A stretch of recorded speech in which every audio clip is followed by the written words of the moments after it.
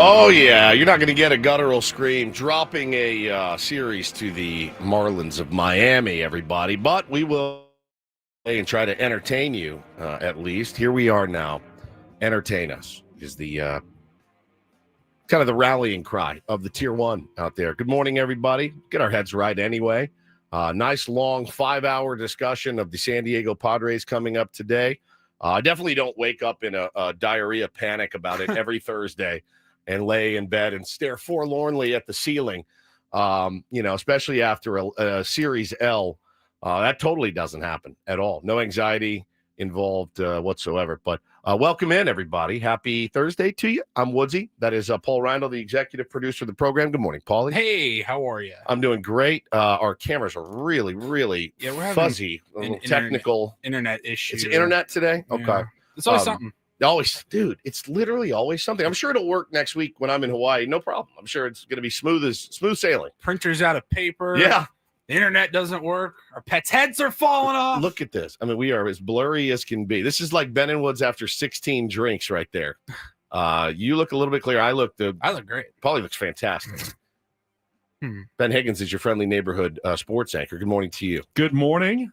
Just counting the days until we can get this trade deadline over with. It's maybe the most It's like how many days left? We've got 1 week. Today. It's like 7 days of roundtables, 24-hour-a-day roundtables. Just watching the speculation. The rumors really started to ramp up yesterday. Yeah, and it's the rumors, but it's also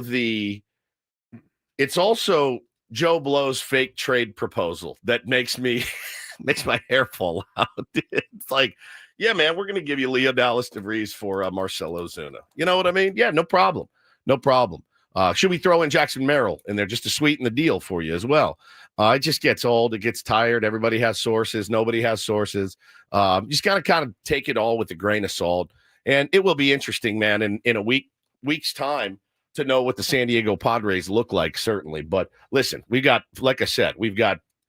5 more hours to talk about the San Diego Padres and their offensive ineptitude. It was a pretty rough one series against the Marlins. I won't be doing a lot of hat tipping today. You can if you want to. I won't be doing a lot of hat tipping. I think, at some point you guys got to figure it out, how to hit the baseball and score runs. You're a better team than the Marlins, and you have to show that. And those were big, big L's the last 2 days. So we'll talk about that. All that entails. But I got to tell you guys, man, what is your policy? What are your policies on ripping a company via Twitter? Because I'm pretty staunchly against it. I don't really like when people do it. I think sometimes it's performative. Now I'll rip stuff on Twitter, mostly music. But like if something happens, let's say you go to Subway and you get a bad sandwich.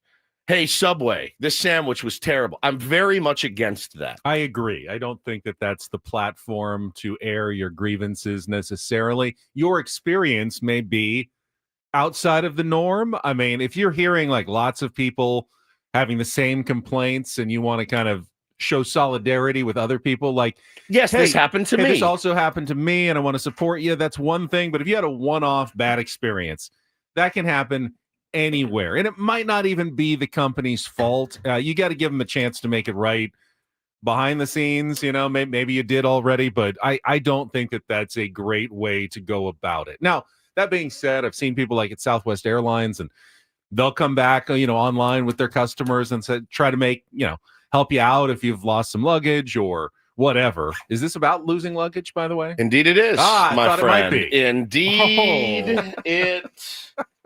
Indeed it is about lost luggage. Now, it's very hypocritical. Not everyone has a radio platform that they can come on and, I don't know, rip British Airways a massive new a-hole on the air. And I understand that. So Twitter is their radio platform in essence. But I'm going to do that here. Now I'm going to take the time here. I'm not going to do it on Twitter because, well, I'm so morally correct. But I will rip them an absolute new one right here on the radio airwaves this morning. It's been 3 days. I have no luggage, and which is fine. Things happen. Mistakes happen. Bags get forgotten. Happens all the time. Zero update. And I mean zero update. They made me fill out this massive form. And okay, so just click this link, sir. We'll be feeding you updates throughout. Once we locate your bag, once we track your bag, once we ship your bag, once your bag gets on the plane. Here's the other bad part. So finally, I said, enough's enough. I haven't heard anything. 2 days ago, I called. Get it into a call center. Guy asks me, he's like, look, the good news is, sir, your bag isn't lost. We haven't lost your bag. Okay. Well, I don't have it. No. Your bag hasn't been lost. It will be located. I said, oh, okay, so you're pretty confident. He goes, yeah. And he goes, hang on. So he puts it in the reference number, starts looking around. He goes, great news. It's at San Diego Airport. I go, oh, fantastic. I go, so should I tomorrow after work drive down to the airport? Because it's, 20 minutes from where I work. And I'll just grab it. Oh, no. It's a whole different process to do that. It's already in this one process. I would need to leave several notes. So don't do that. We'll get it out to you in the next 24 hours or so. Oh, okay. So it has been found. Yes, it's been found. Okay, great. So yesterday, get home, looking around, babe, anything come for me? No. Okay. Log on to the website again. Nothing. Hasn't been logged. Nothing. Hasn't been found en route, in transit. But they're just telling you. It's They in told San me Diego. it was at the airport. So yesterday, Paulie, I called been pretty calm to this point. Get on the phone and say, hey, man, I didn't tell him anything. I just said, let's start this process over, basically. Gave him the reference number. I like that strategy, though. Don't tell him. Give them any preconceived notions of what they've already told you. Let them dig their own grave on call number 2. Call number 2, Yeah. and he did.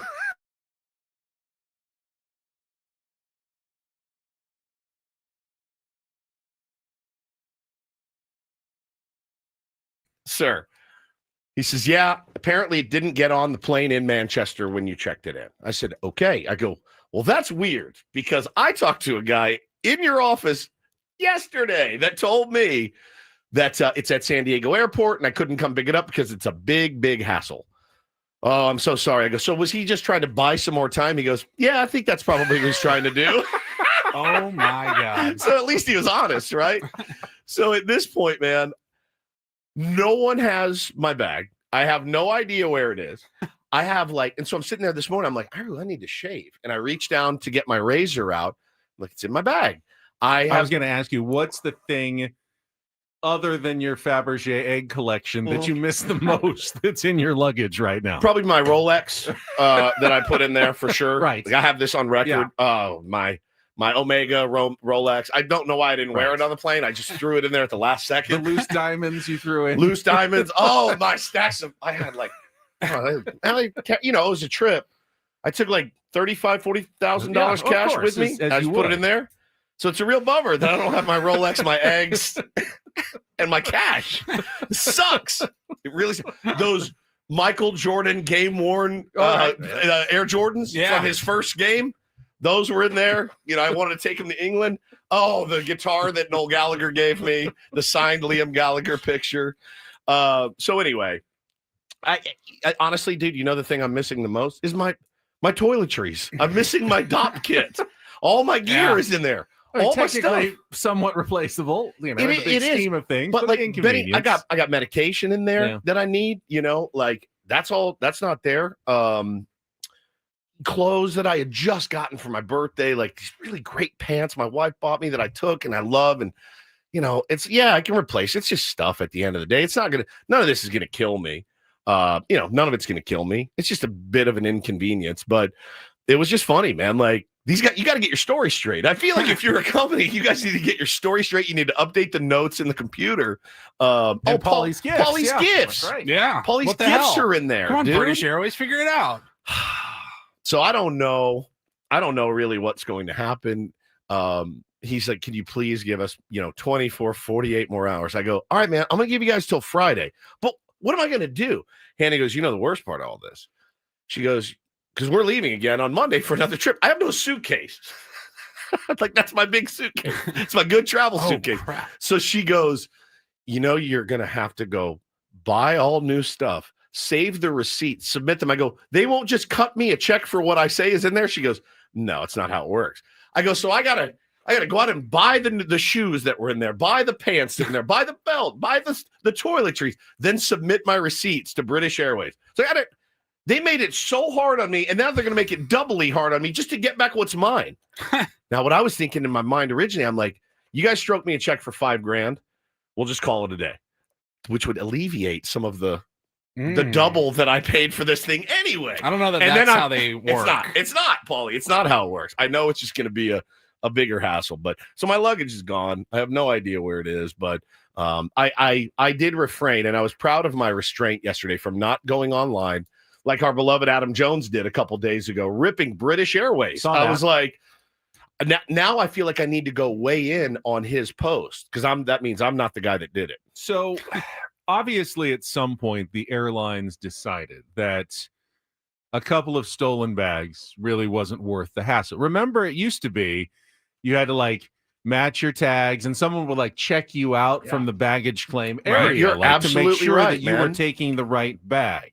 Back in like the 80s and stuff, I remember you had to show the thing, and now you just hand it over and hope to God it now shows up. The only, I guess, security against someone else taking your bag is that you're right there. You might see them grab it. There's security cameras that they could probably go back and look. Hey, that's my bag that this guy's taking. But there's nothing stopping anyone from just turning it into a department store. And hey, surprise luggage coming down the aisle. I don't see anyone grabbing this one. I'm taking it and leaving and seeing what I come up with. Yeah, I need to get an AirTag in my luggage.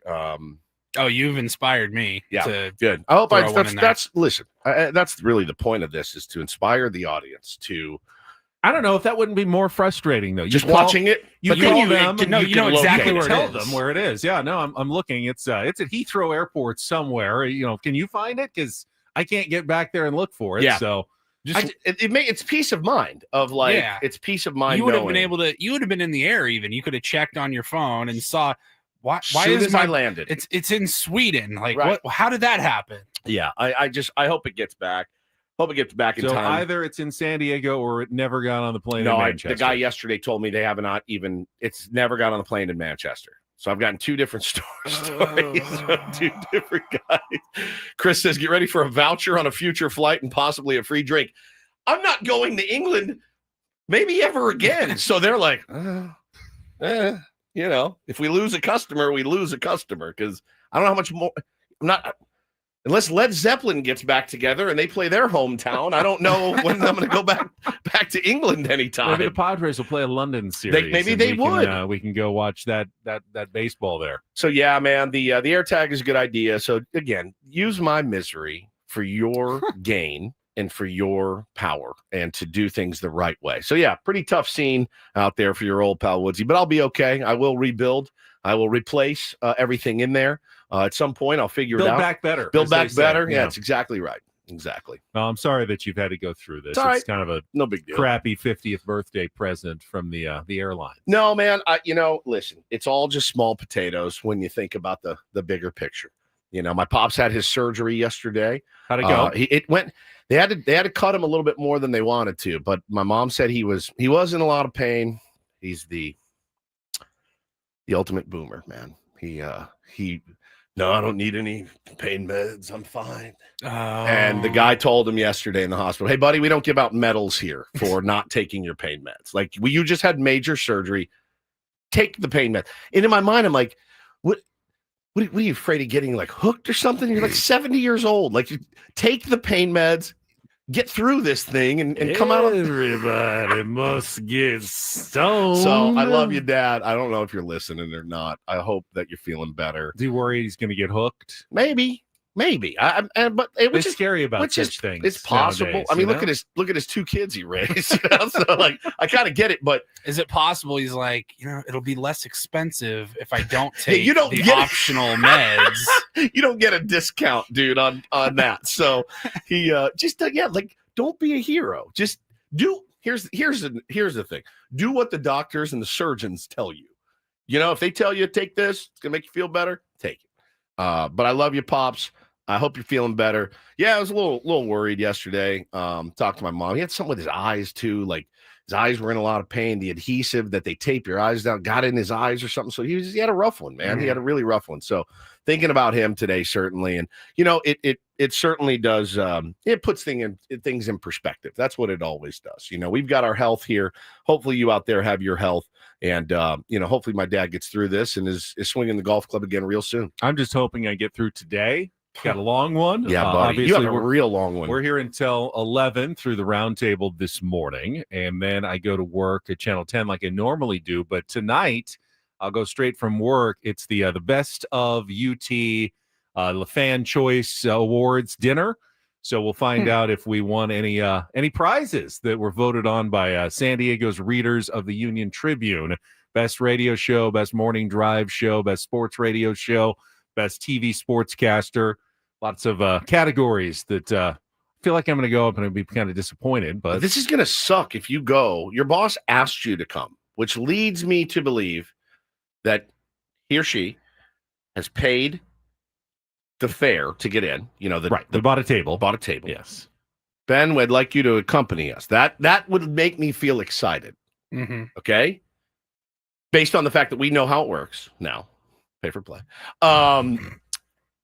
And so that would make me excited.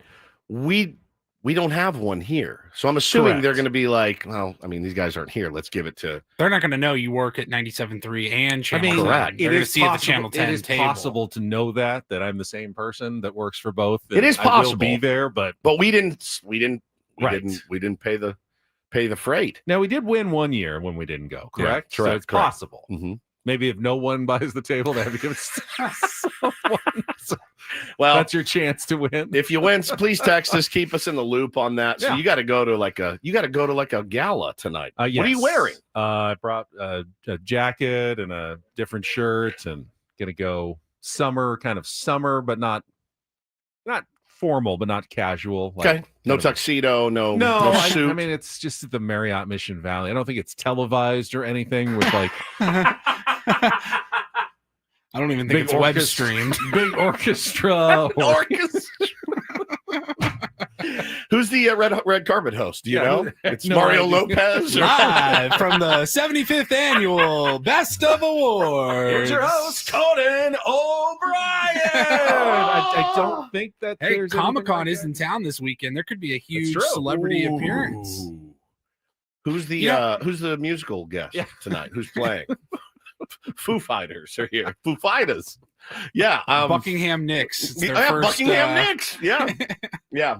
Well, that's a long one, buddy. Yeah. It's a real. What time do you think you get home tonight? I don't know. It's like 11. No, it starts at like 6:30. So hopefully by 9:30 or so. But then I get home and we'll still have to put together some Padres highlights for the 11 p.m. news, and then maybe do some prep for this show in the morning. Don't worry about it. It's Friday. We'll just let it loose. Friday, Shilty Friday. We have a jam-packed show tomorrow. It's going to be incredible. That being said, I looked at the forecast for St. Louis, and I have to say, they keep saying like everyone, all the players, the broadcasters go, it's going to be really hot. Is that what you're hearing? 98 degrees with 90% humidity. 98 degrees with 90% humidity. On what planet? You can't. Yeah. On what planet? That's like Mars or something. Like, on what planet are you going to be able to go out and play a 4-game set in 98 degrees? That is with 90% humidity. How do you do it there? How do you sign there? How do you play there? Like, it's just summer in St. Louis. Like, it's so excruciating.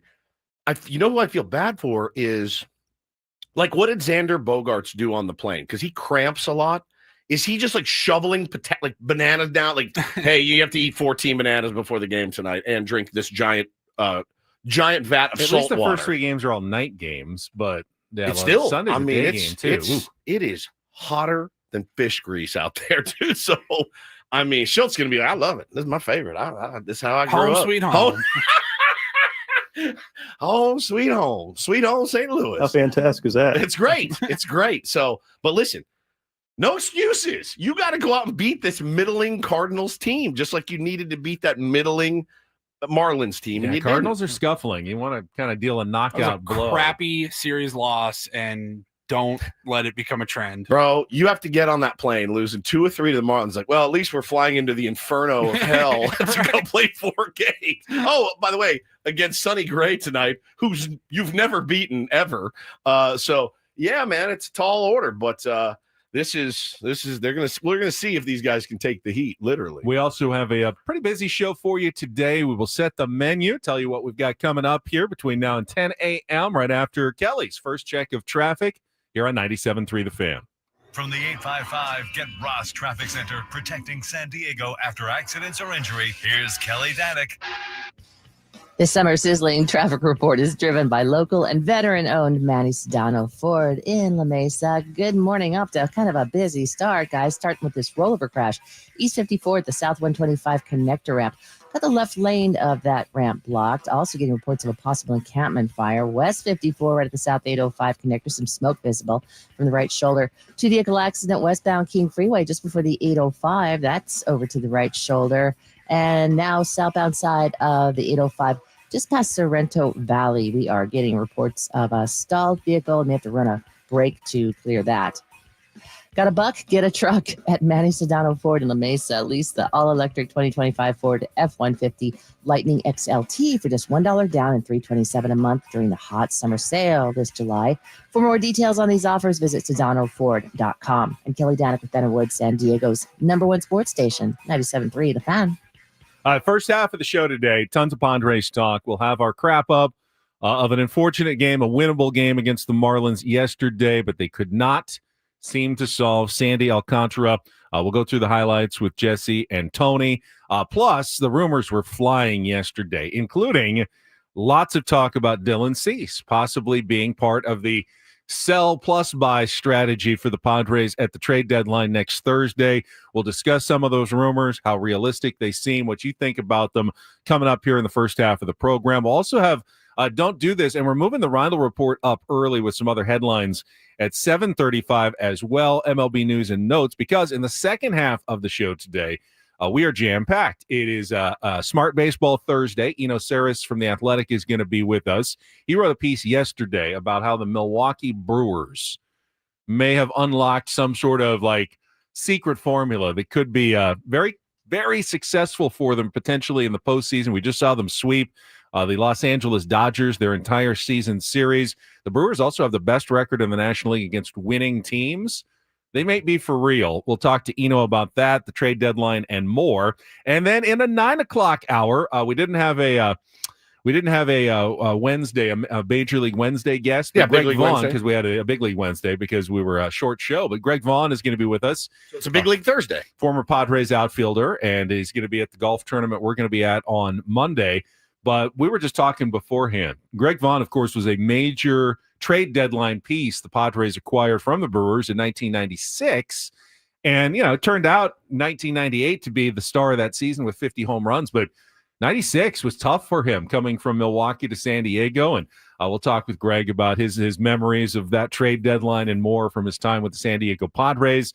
In-season Sam, he's also going to join us that hour. He's going to be with us for the roundtable as well for his weekly visit. So we got a lot of guests in the second half of the show, a lot of Padres talk in the first half of the show, and we're going to kick it off when we come back by debunking one of the rumors we heard yesterday on the program. That is all coming up next with Ben Woods on San Diego's #1 sports station, 97.3 The Fan. Gambling problem? Call 1-800-GAMBLER. GEGE 000-466. For a full list of games and rules, play at 7 Mile Casino. Visit 7milecasino.com. First up, though, 6:25 on a Thursday morning. If you wanted to, you could be headed down to 7 Mile Casino right now. It's one of San Diego's 24/7 options. You got the overnight shift. You're just getting off work. You need to unwind for a couple of hours. Yeah. 6 to 8 a.m., go sit down at a card table, play a little California-style blackjack, Texas Hold'em poker, have a meal. Some people don't want breakfast. They still want dinner at this point. You can get that from the 24/7 players menu at Sammy's. Yeah, order off the players menu because you are a player. No matter what anybody tells you, you're a player. All right. Maybe it's a good place to go kill some time while you wait for your baggage to land at San Diego Airport. There's a lot you can do at 7 Mile Casino. It's a smoke-free environment. Really, really great place, really clean, easy to park. I mean, I know it's a little thing, but it's easy to park and it's easy to find and easy to get to. That's what I like. That's really, really the best part about 7 Mile Casinos. Ease of use. And by the way, we just talked about the heat. When you drive out to the other casinos and card rooms, even if it's just for a few minutes, you're dealing with the hot weather. Your car is probably going to be an inferno when you get back out. Sitting right there on San Diego Bay, you're not going to find a cooler spot in town with a beautiful patio overlooking Coronado, the Bay, the Cays, and the Silver Strand. Check it out today. Just hop on the 5, head south to Chula Vista. 7 Mile Casino, just 7 minutes from downtown.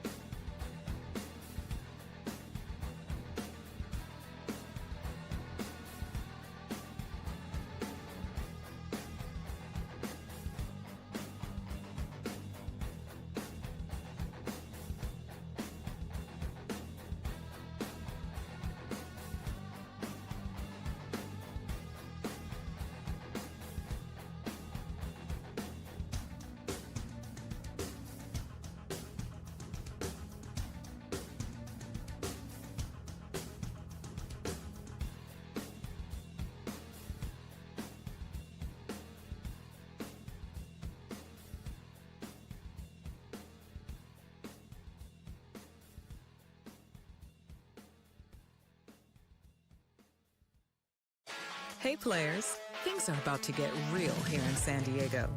Introducing the all-new Jamul Casino Resort.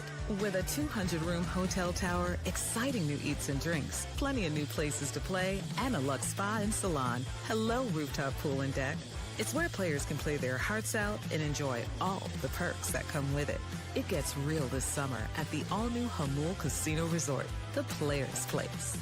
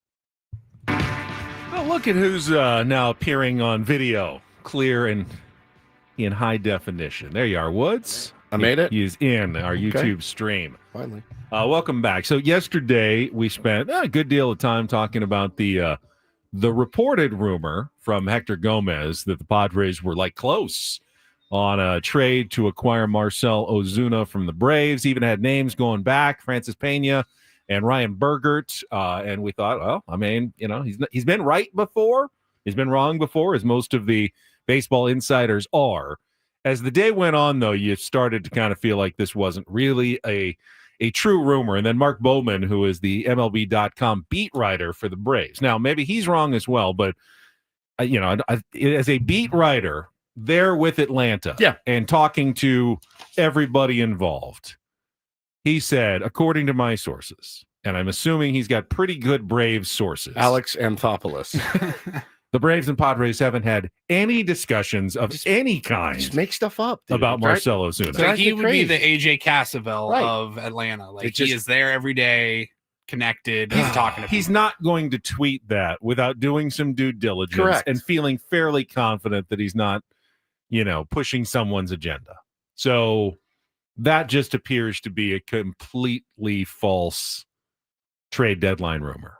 At this point, man, all of them are. They're all false. I know that there's, whispers. And the thing about being a Padres fan and covering the Padres is you're connected to everyone. Every single player that's out there, AJ Preller has probably kicked the tires on. And I would imagine that a lot of GMs have called AJ Preller to kick the tires on a lot of guys that we have currently on expiring contracts. I'm sure Luis Ariz has been mentioned. I'm sure Dylan Cease has been mentioned. I'm sure Michael King has been asked about. I'm sure Jackson Merrill's been asked about. I mean, you call and you ask and see. You never know what could be a potential problem for another team. We just saw Rafael Devers with 8 years left on his deal be moved to the San Francisco Giants. So it never hurts to ask, certainly. We saw, what happened in basketball last season with Luka. Just call, make the ask. You never know what the guy, you know what? He actually is kind of a pain in the balls and kind of hates it here, and he's going through this and that. And we'll unload him. I mean, you just never know. And AJ Preller doesn't leave a lot of those stones unturned. And just like the Marcell Ozuna rumors yesterday, I wouldn't immediately assume Dylan Cease is going to be traded, because I don't think that is necessarily the case. However, I do believe that it is a possibility. I do too. It was a little odd, and Ray had a great tweet and a great post in the chat. He said, man, the second that Dylan Cease stepped off the mound yesterday after a pretty, uneven performance for Dylan Cease, even for him this year, I would say, but a pretty uneven performance from Dylan Cease. It was like AJ Preller sent the text, the alert. Dylan Cease is on the block. The group chat. We are fielding offers. Let it be known, because it was like the second he got back to the dugout, boom, boom, boom, boom, boom. All the usual suspects start tweeting about Dylan Cease potentially being moved. I do see some dots that can be connected, though, when it comes to not only trading Dylan Cease, but who else the Padres could be acquiring. And we'll talk about that coming up. First, though, let's get into yesterday's game, early one, right after we got off the air yesterday morning. Frustrating one. Get to our Padres crap up right after a check of traffic here on 97.3 The Fan. From the 855 Get Ross Traffic Center, protecting San Diego after accidents or injury, here's Kelly Danick. Traffic is brought to you by the Oceanside Police Department, now hiring public safety dispatchers. Guys, we're off to a rough start this morning. Got a motorcycle accident northbound 805 right before H Street. Appears to be blocking the two left lanes. Rollover crash partially blocking the transition ramp east 54th to southbound 125 connector ramp. Also reports of a possible encampment fire westbound 54th to south 805. Some smoke visible from the right shoulder. Two-vehicle accident westbound King Freeway before the 805. That's over to the right shoulder. The Oceanside Police Department is hiring public safety dispatchers. Earn up to $87,000 a year. Lateral bonuses up to $11,000. 12-hour shifts, 3-day work weeks, paid holidays, benefits, and retirement. Apply at joinopd.net. I'm Kelly Danick with Ben & Woods, San Diego's #1 sports station, 97.3 The Fan. It's a shame if they lose. You got a problem. Oh, a shame indeed. I couldn't agree more. Here are the lowlights from yesterday's game. What the heck happened? Are you kidding me? Can't even believe it. It's the Padres Crap up. presented by Hamul Casino. Things are about to get real with the all-new Hamul Casino Resort with gorgeous rooms and exciting new eats and drinks. It gets real this summer at Hamul Casino Resort, the player's place. We'll give it 16 minutes of salt, and then we'll, get back on the bump and figure it out. Lined it to center field. That'll get down to the base hit. Edwards rounding third. He'll score easily. Merrill's throw goes into second base. It's an RBI single for Agustin Ramirez, and the Marlins take a 1-0 lead. And the pitch lined into left field. That's down to the base hit. Arise rounding third. He'll come in to score. Stowers fires to second base. Manny will hold up. It's a game-tying RBI single, and we're 1-1 here in the fourth. And it's ripped in the air up the right field line. Fernando at the wall turns to watch. Gonna go into the bullpen in right field for Jesus Sanchez. His 9th of the year. Wanted it back. Got a curveball he could handle, and a 2-run homer to give the Marlins a 3-1 lead. The 0-1, Iglesias hits it hard the other way. Fair down the right field line and into right field, a base hit. Merrill comes in to score, and once again, Jose Iglesias goes the other way to drive in a run, and it's 3-2 Marlins here in the 8th. The 1-1 offering. Xander lines it the other way into right field. Sanchez charging, and he gets there to make the catch. That'll end the game as Calvin Fauché, the San Diegan, works a 1-2-3, 9th inning to pick up the save, and the Marlins hold on for a 3-2 win to take this series 2-1. He looked like the Sandy Alcantara that, has won more of the Cy Young, Sandy. Thought he was really good. All three arms were really good. I mean, all their starters were fantastic. Perez, Cabrera, and Sandy today. And I thought Sandy was really good. More command of the baseball. Everything was coming out a little easier for him, and it was going where he wanted. I thought he threw the ball exceptionally well. It's not wrong. Sandy did throw the ball well. I got some texts from Adam in our thread yesterday. Like, did you see how bad Sandy Alcantara was his previous 4 starts? Yeah, he was really bad. I countered. Did you watch him today hitting 100 and nasty movement? And I mean, the guy, if you had no idea what his ERA was, you'd look and you'd think, okay, that guy is really one of the best pitchers in the league, as he was a couple of years ago. He's thrown well. Also, the Padres have the same issues that they have had, and we have talked about ad nauseum for weeks. Bottom of the lineup, Trenton Brooks getting too many at-bats in key situations as a pinch hitter with seemingly no possibility of getting a hit.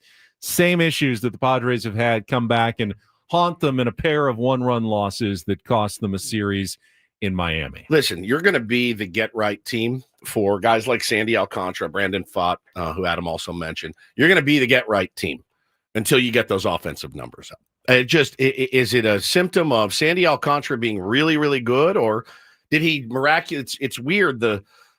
It's a miracle that these guys find their stuff against the San Diego Padres. And I do think you have to indict the San Diego Padres for that as much as you have to praise Brandon Pfaadt and Sandy Alcantara, right? I think if not more so. If not more so. I definitely think the impetus lies with the offense, because we say this 5 days a week now. We do. Man, we really do. They ran into a really tough pitcher yesterday. I'm like, the old buzzsaw. You can't run into a really good pitcher and just tip your cap every night without finally taking a step back and going, maybe it's just this bottom third offense. But again, yeah, I thought you were going to say the bottom 3, and I'm tired of picking on the bottom 3 of this. I'm tired of picking on Trenton Brooks, right? Like, it's not. I honestly feel bad for Trenton. I do too, guys. I mean, he's got no business really being there, but that's not on him. Right? He goes up there and tries to get a knock the one time in a clutch situation that. Hey, Brooksy, grab a bat here in the 9th, and he can't say no. Right, he has no business being up there. That Schulte put him in, and Preller ultimately put Schulte in that spot to have to go to guys like that. But I mean, again, 25th in runs scored, 27th in home runs, 18th in OBP, 27th in slug. This is not a fearsome offense. Now, I remain impressed with the San Diego Padres that they are able to. They've clung to the raft. And that's what they've done. They've clung to it. They're not getting crushed, when they lose. They are fighting. They are a team that fights, and I do admire that, and I do enjoy watching that. But that sinking feeling, man, down 3-1 in the 5th or 6th, whatever it was, that sinking feeling of that's insurmountable. 2 runs is insurmountable for this team. That's how I hate that feeling. And there was a little bad luck. Padres had 12 hard hit balls in the game yesterday. Just what you mentioned, the lack of home runs. Padres did not hit a home run in the series. No. In Miami. Got close, but doesn't count. Got close a lot. Doesn't count. But close doesn't count. Jackson Merrill thought he had one. Manny thought he had 2. Hit the ball well. Yeah, Manny thought he had a couple in the game before. Xander thought he had one to center field for sure. The guys are hitting the ball hard, but for whatever reason, whether it's the baseball, the environmental factors, they're not putting enough backspin on it. They're waiting to see, let the ball travel too much because of their line drive philosophy. They're just not getting the ball over the fence enough. And it was the difference in the game yesterday. Jesus Sanchez, hit 106 mile an hour line drive. Padres had 4 of those in the game yesterday. None of theirs left the yard, though. Miami's did for a 2-run shot, and that was huge. Manny also took it upon himself to take some of the blame, as he should. A big error again, and he's now 2 days in a row. Leads the league in errors. I'm not going to sit here and say I'm not going to alibi it. Manny's not a good defensive player, but he's certainly not getting helped on the other side. No, he's had some. Listen, some of those are on him. A lot of them are on him. A lot of them are on the first baseman. I mean, just a couple of the easier picks that. But Luis Arraez, again, not his fault. He's not a first baseman, right? Nor is Jackson, nor is Jake Cronenworth. Correct. They're both kind of doing the best they can. Yep. Sometimes they make good plays. Sometimes they just don't pick it. They do not have people that are helping save some of those errors. The defense poor defense you can live with if you're a team that slugs. Remember some of the great teams of all time. The Boston Red Sox were like, yeah, we'll put Manny Ramirez out left. The guy had no idea what he was doing. None. But he hit 370 with 39 bombs and drove in 150 runs. So you live with it. But when you're a team that has to win on the margins, man, the defense has to be sharp. The base running has to be sharp. The third base coach has to be sharp. All of those things. You can't have pass balls. You can't get crossed up. All of those things, Ben, it shrinks the game for you. You know what I'm saying? Like it really shrinks your margin. Part, the Padres do those things well, for the most part. Why their record in 1-run games and 2-run games has been so good. But when they do anything wrong, then you lose, like you did the last couple of games, and you lose those 1-run games. Now, I'm not hovering my hand over the panic button. 2 1-run losses. No. It's the first series loss for the Padres since we were in Philadelphia. Correct. And again, the Marlins have won, I think it's now like 19 of their last 27 games. They're unquestionably one of the hottest teams with pitchers who are on fire right now. So good bullpen. It's not necessarily just the Padres going in there and doing things that every other team would have gone on there. And no other teams are beating the Marlins right now. They are playing good baseball. They are hot right now. And the Padres had a chance to win all 3 of those games, just were unable to come up with the big hit. And they were 1 big hit away in the 8th inning. It seemed like this is always the story. The last couple of weeks, Padres, when they're behind, they will put together a rally, likely in the 8th inning, where they'll get runners on, maybe score a run and get within 1. And the bottom of the order will come up with runners on base. And Mike Schilt has the impossible Sophie's choice that he has to make. Do I leave in one of my horrible hitters, or do I bring in one of my horrible hitters and play the matchups? And for the most part, he's been pretty consistent. This is the Trenton Brooks card. All right, he's on the bench. He's left-handed. There's a right-handed out there. I can defend this decision. He's due by bringing him in. Looks kind of hitterish up there, but he doesn't get any hits. And he didn't get one yesterday, again, in a big spot. He popped out. And then after a Tatis single, Arraez had a chance, put the ball in play as he does, but sometimes that ball carries a little too far and ended up being an easy fly out to the center fielder. Really tough, man. Again, Luis Arraez, swinging at ball 4, swinging at ball 5, and I think swinging at ball 6 to pop out. And, taking that walk there in the 2-hole to get your 3-hole hitter up is pretty solid. That's Manny had already had a couple of hits. Yeah. Would have been nice to see him up in that Yeah, situation. it's tough, man. And again, he wanted the chance at a little redemption after the error earlier. Didn't get that opportunity. Yeah, it's tough. Again, I think Luis Ariz can be a very valuable part of this team. I just don't think he needs to be in the top 3 to 4 hitters. I think a 5-hole slot for him is just fantastic. I really do. And I like Jackson Merrill's ABs a lot more lately. And I think, okay, that's your 2-hole hitter if it's mine. But yeah, man, we're just at this point, you've tried all the different combos. It's Tatis is ice cold right now again.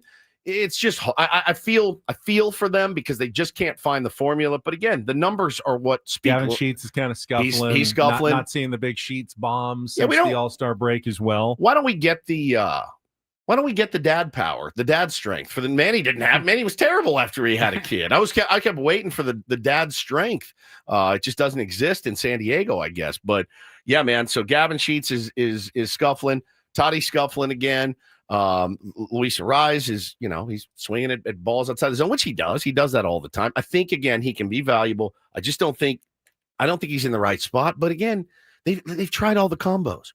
The numbers, again, 25th in runs scored, 27th. This is a bottom tier offense. It's as bottom tier as it gets. It's damn near last in the league in a lot of categories. So I don't know what we're expecting. I think the hope of this offense getting hot feels a lot like 2023, thinking this team will gel at some point. Now, I like this team a hell of a lot more than I like the 23 team.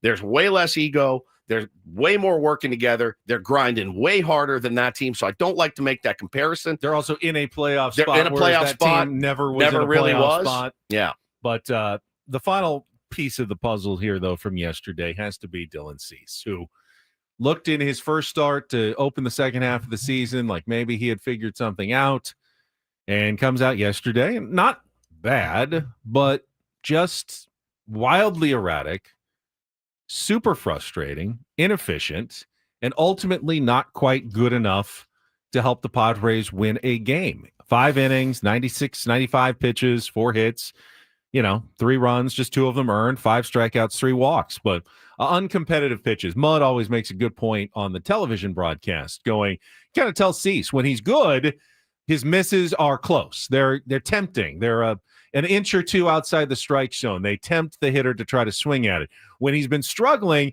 he'll still throw some good sliders and he'll still blow fastballs past some hitters at 99, but his 0-2 fastball is 3 feet above the zone. It's it's not tempting anybody, and it just adds to his pitch count and doesn't really give him an opportunity to be efficient and get out of innings. And we saw that again yesterday. And Dylan Cease now 3-10. I guess the bright side of this is if you had told me that Dylan Cease was going to be 3-10 in late July, then I would ask, are the Padres 27 games under 500? I mean, are they the worst team in baseball? If Dylan Cease is 3-10, this team must be an absolute train wreck disaster. How the Padres are 55-47 when that guy is 3-10 is almost mind-bogglingly really amazing. Yeah, I mean, that they've overcome that. I said it, a few minutes ago. I'm not mad at these guys. I remain impressed. And again, I understand. I see it a lot. They padded their lead early in the season. So what? Those games count. They count. They're wins. You stacked wins, which is what we've been begging this team to do for many, many years. And then they've treaded water, held onto the raft ever since. Haven't really gotten going, but they're still competitive. They're still in a playoff spot. That's really, do I want them to go on a 15, 20 game winning streak? Of course I do. We all do. But, are they capable of it? I'm not sure. They need a little bit more help. Will that help be the right spots to come into this lineup? Who are you going to add that's going to take this offense from 25th in runs scored to 12th? Who are you going to add that's going to take this offense from 27th in home runs to 12th, 11th? That those are the real powerful teams, the teams that scare the opposing pitcher, the team that doesn't let guys come in and get right against them, guys with 6 ERAs and 4 straight crap starts. Brandon Pfaadt drove me crazy We should have pummeled that guy. We should have pummeled Sandy yesterday because that's what's been happening to him. He's been getting pummeled. And for some reason, I know the reason, because our offense is bad. That's why guys are getting right against the Padres. Nice job by Kyle Hart and David Morgan. Yeah, for sure. Relief, came in and kept it a close enough game where they had a chance. And I guess, I take if you told me Cease, Hart, and Morgan are going to pitch the entire game, give up 3 runs, you lose by 1. I'd say that's a good formula for winning. You have to find a way to score 4 runs. You're not asking the impossible of an offense to score 4 runs. Yeah. You're asking that's kind of the bare minimum for a good offensive performance. Yep. Get to 4. It's been the magic number for the Padres this year. And the pitching was good enough to win that game yesterday. Absolutely, the pitching was good enough. Got to find a way to get to 4 runs. And if the Padres do that, they'll be in good shape. Let's talk a little bit more about the trade rumors that went down yesterday. Has Dylan Cease made his final start? Is that it? Was that it for Dylan Cease in a Padres uniform? We will discuss that coming up next to kick off hour number 2 of Ben and Woods. It is Thursday, Throwback Thursday on San Diego's #1 sports station, 97.3 The Fan.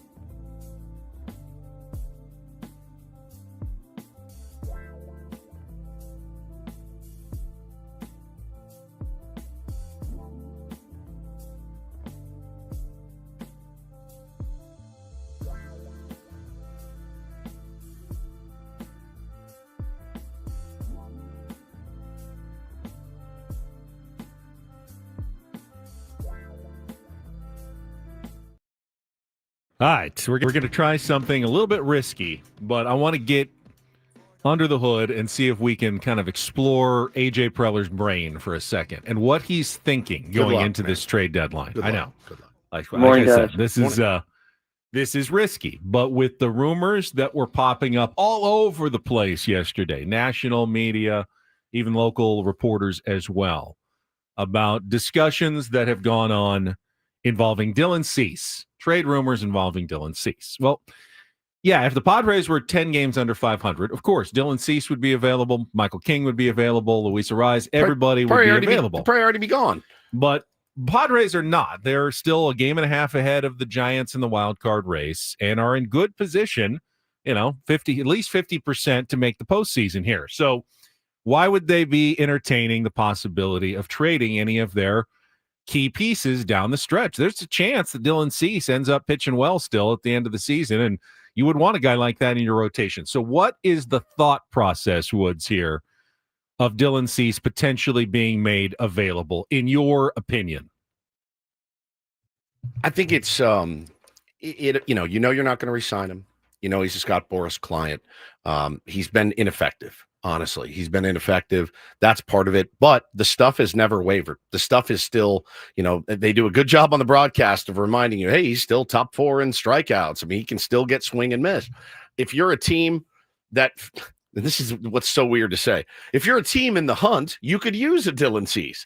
Well, we have a Dylan Cease, and we're looking to move him. So I think it has to do, Ben, with the lack of chips in the minor league system to be able to land an impact bat. And I think a Dylan Cease can help you land an impact bat, which in your opinion, you think that's going to help us more. We can cobble it together with 3 starters, a 4th starter, and then an absolutely elite championship level bullpen if and when we get to the playoffs. I think that's the thinking there. A bat is more valuable, is more important to this team. It's possible, but there were also rumors yesterday linking the Padres to starting pitching. Yeah. Charlie Morton, Sandy Alcantara. Yeah. That were floating around. So why would you trade away starting pitching when then you would just go need to acquire starting pitching? And here's what I kind of came away from yesterday. And I, by no means is this guaranteed to happen. Correct. You still need to match up probably in some sort of like 3-way deals or 2 separate trades where you're acquiring and then shipping other pieces out to fill your other needs. You're right. The Padres need a bat, and Dylan Cease may be part of the equation that gets you that bat. But I think that AJ Preller is looking at a possibility where you subtract Dylan Cease, you add another starting pitcher that can at least replace him in the rotation, possibly save money on the equation, add a bat, and improve your offense. And so at the same time, maybe at the end of the day, at the end of this month, your rotation is better, your lineup is better, and you have not actually added any money to your payroll. That would be the perfect trifecta for AJ Preller here at the trade deadline. It would require threading an impossible needle,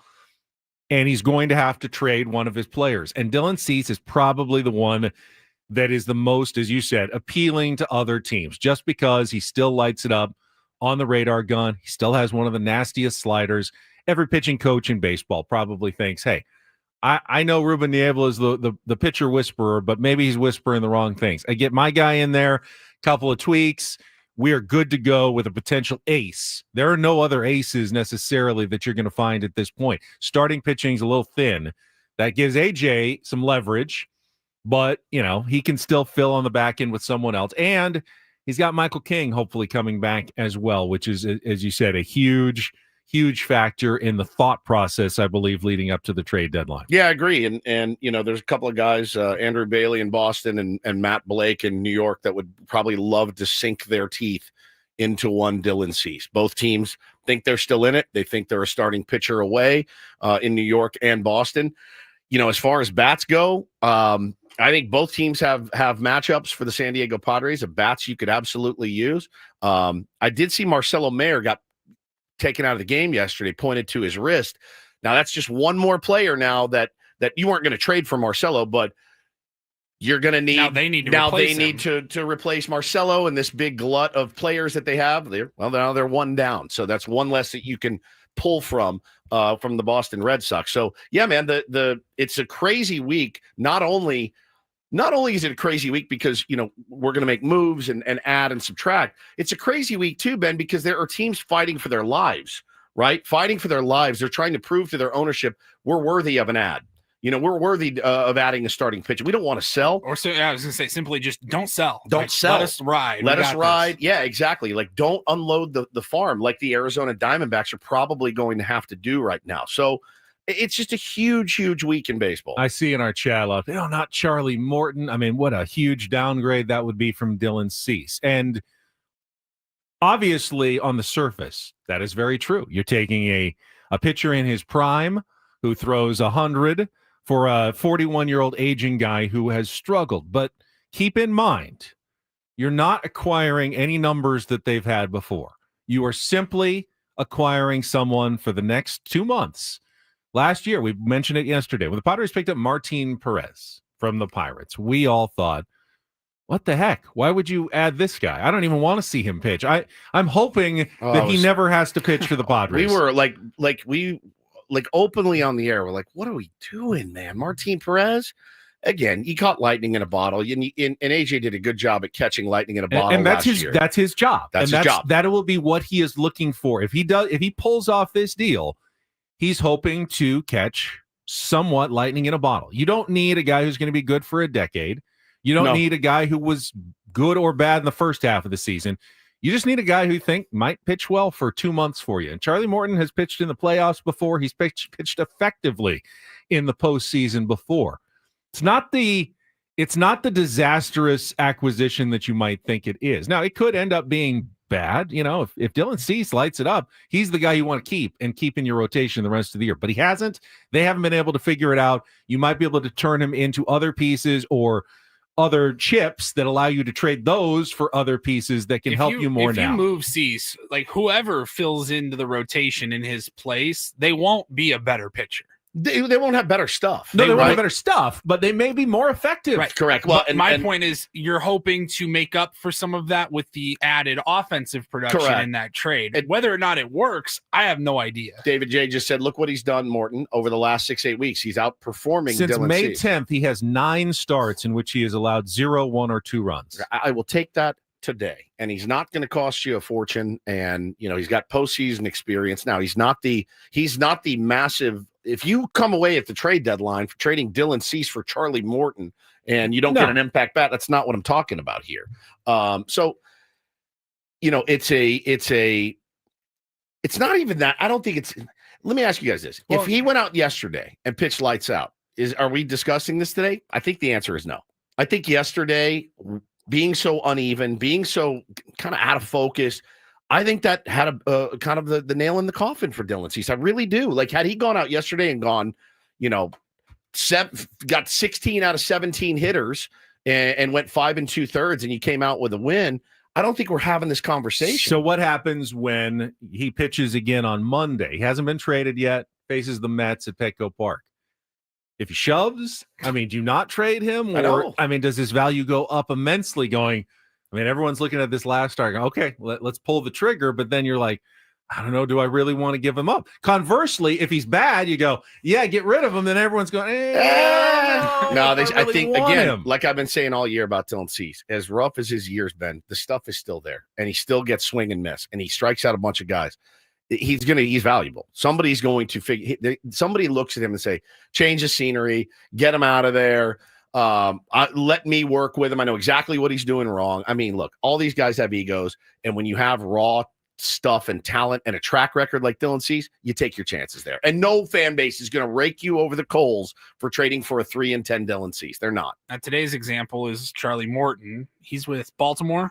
So yes. That I imagine Baltimore, they're not acquiring a Dylan Cease. No.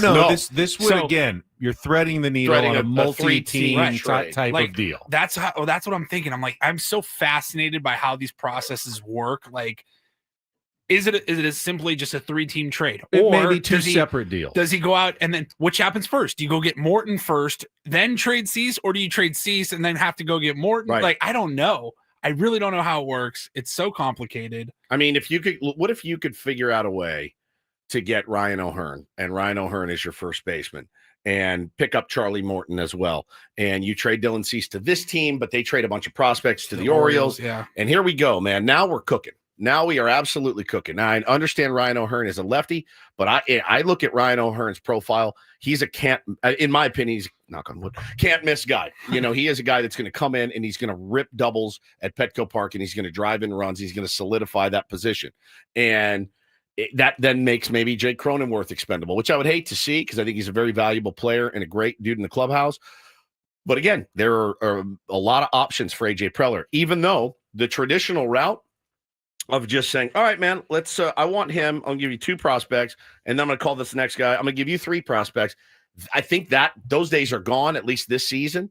He can't do it. He doesn't have it. Now, the Sandy Alcantara rumors are kind of interesting because he's more in the Dylan Cease category. Correct. A guy with amazing stuff who has struggled, and you'd be buying, hoping you could turn him around in the second part of the season. But this would be different. Obviously, the Marlins aren't interested in a Dylan Cease rental either. So, again, this would be 2 separate deals. Alcantara has the benefit of being cheaper, though. That said, though, he also has the potential in the future to be a key part of your rotation if you can turn him around. But he also has the injury concerns that Dylan Cease doesn't. Dylan Cease, for all his faults, he's the Manny Machado of pitchers. He goes out, he gives you 180 every single year. You can count on it almost. Yeah, so there is value in going out every single 5th day and doing 90 to 100 pitches. Correct, man. There's every single time, especially in the year of our Lord 2025, when pitchers are throwing 65 pitches being pulled from the game. That's what concerns me about trading him is you got to make up for that. That's right. Whether or not it's good innings, they're good innings or bad innings, you got to make up for them somewhere, and you better hope whoever you're bringing in is up to the task. But you have to land a bat. You have to land a bat or 2. You have to. You cannot waste this resurgent year from Xander Bogaerts. You cannot waste this great year from Manny Machado, whose OPS is still 860 or something after yesterday. You cannot waste Jackson Merrill getting it back. You cannot waste Fernando Tatis Jr. with the potential to be a guy that can put you on his back in the playoffs. We've seen him do it. He is made for the big stage. Like game changer. You cannot waste this. You cannot waste this championship level, World Series level bullpen that you have. You just can't afford to do it. So you have to get a couple of impact bats, man. And whatever it costs you, I think you have to do it. This is a conversation that I'm sure will continue in our roundtable today from 10 to 11. Can you just clip my answer there and hit play, and then we'll just play it back? Yeah, I'll just hold my phone up and play it back. This is a conversation that I imagine would be difficult to have tomorrow morning at 9 a.m. when Mike Schilt joins us for the Manager's Report. Remember, every other Friday, 9 a.m. here on Ben & Woods. The Manager's Report is refreshed by Eco Water SoCal. Try alkaline water for just $9.95 a month. Eco Water SoCal, keeping it soft since 1925. Mike Schilt certainly understands the reality of the trade deadline, but I can't imagine he's going to entertain conversation about what may or may not happen over the next few days. He's probably going to be, hey, Dylan Cease, he's my guy, until he's not his guy, and then someone else is his guy. So, yeah, I don't think there'll be a ton of nuggets when it comes to trade deadline insight from Mike Schilt tomorrow. I mean, I do want to ask him, and I probably asked him this last season. I don't remember. I have no memory at all. You're the manager of the San Diego Padres, man. This is in the job description. You need to manage well, you need to handle the media, and you need to be prepared for a flurry of moves at the deadline. It is literally in the contract. Get ready for no sleep in July. Yeah. How do you as a skipper navigate that with the guys that are honestly on pins and needles? There's no question Dylan Cease. I know for a fact, Dylan Cease is on pins and needles because I talked to his girlfriend about it at the airport in Philly, and she told me. You could tell she was not spooked, but she told me we were on pins and needles. We don't know if we're going to be in Boston or this is 2 weeks ago. We don't know if we're going to be in Boston, New York, Atlanta. We have no idea where we're going to be. So they're literally on pins and needles. Of course, it's going to affect the guy, San Diego, and they love San Diego. How could you not? So it is. Yeah, that was like 3 weeks ago. Yeah, it's a really tough time for a lot of guys in that clubhouse that are like, is this it? They showed a picture yesterday of Eugenio Suarez after the game in Arizona, just leaning out over the dugout. He's gone. He knows he's gone. He knows he played his last game at home in front of the Diamondbacks. Rumor is he's going to Cincinnati, which I think would be rad for Cincinnati, but the Yankees are talking about him, and the Dodgers would like a third baseman. So he's sitting there going, this is it. I'm done. So you have to take that into account for these guys as well. And as their skipper, you got to navigate that every single day, of like, what do you do? Like, how does that work? I'm fascinated. Well, we will talk more about it. First, though, we got Don't Do This coming up next. Oh, the so self-important head coach. Oh, my gosh. Have we got some audio for you? All right, we get a little football coming up for you, and Don't Do This. I know it's a rarity. Plus, an early Rindle Report this hour before we hit some guests in the second half of the program. Do not go away. More Ben and Woods coming up after a check of traffic on 97.3 The Fan. Hey, gang, this weekend, if you are out and about and you're looking to get in the car or truck, the vehicle of your dreams, I highly recommend heading down to Sedano Ford. I've had many Tier 1s tweet me. They went into Sedano Ford, got the truck of their dreams, tweeted me a picture and said the service was fantastic. So again, man, Ford builds it better. Right now in Sedano Ford in La Mesa, they are honoring the legacy of Ford with their hot summer sale. You got $1, you can get a truck. You can lease the all-electric 2025 Ford F-150 Lightning XLT, $1 down, $327 a month. That is a pretty special deal for a very special truck. The F-150 STX Super Crew is ready to conquer everything that you need. That's just $239 a month. And, of course, the very beautiful 2025 Bronco Big Ben, you see them everywhere, $215 a month. So get in there. They're going to give you a great deal. They're going to take good care of you from local and veteran-owned Sedano Ford in La Mesa. More details can be found at sedanoford.com.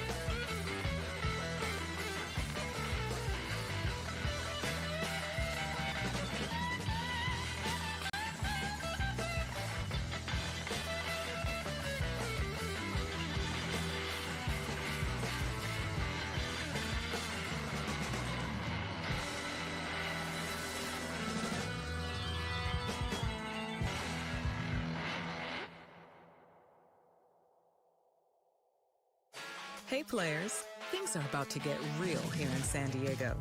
Introducing the all-new Hamul Casino Resort. With a 200-room hotel tower, exciting new eats and drinks, plenty of new places to play, and a luxe spa and salon. Hello, rooftop pool and deck. It's where players can play their hearts out and enjoy all the perks that come with it. It gets real this summer at the all-new Hamul Casino Resort, the players' place.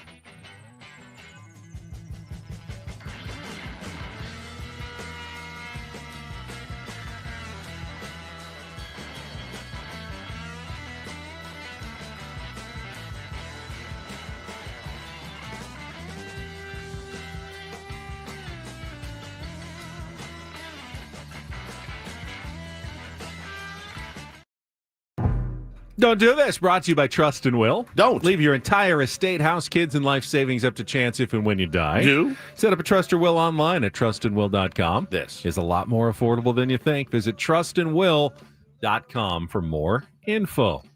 I'll get us started today. The Cleveland Browns are an unusual sports franchise, to be sure. When you think you have it bad here, just remember the Cleveland Browns, New York Jets, they exist. They exist. It's a history, a fairly dismal history. But yesterday they made headlines for, well, an embarrassing reason that is now even becoming more embarrassing as more details come out. The Browns did a reveal of their new helmet. Of course, they're named the Browns, but their helmet, of course, is famously orange.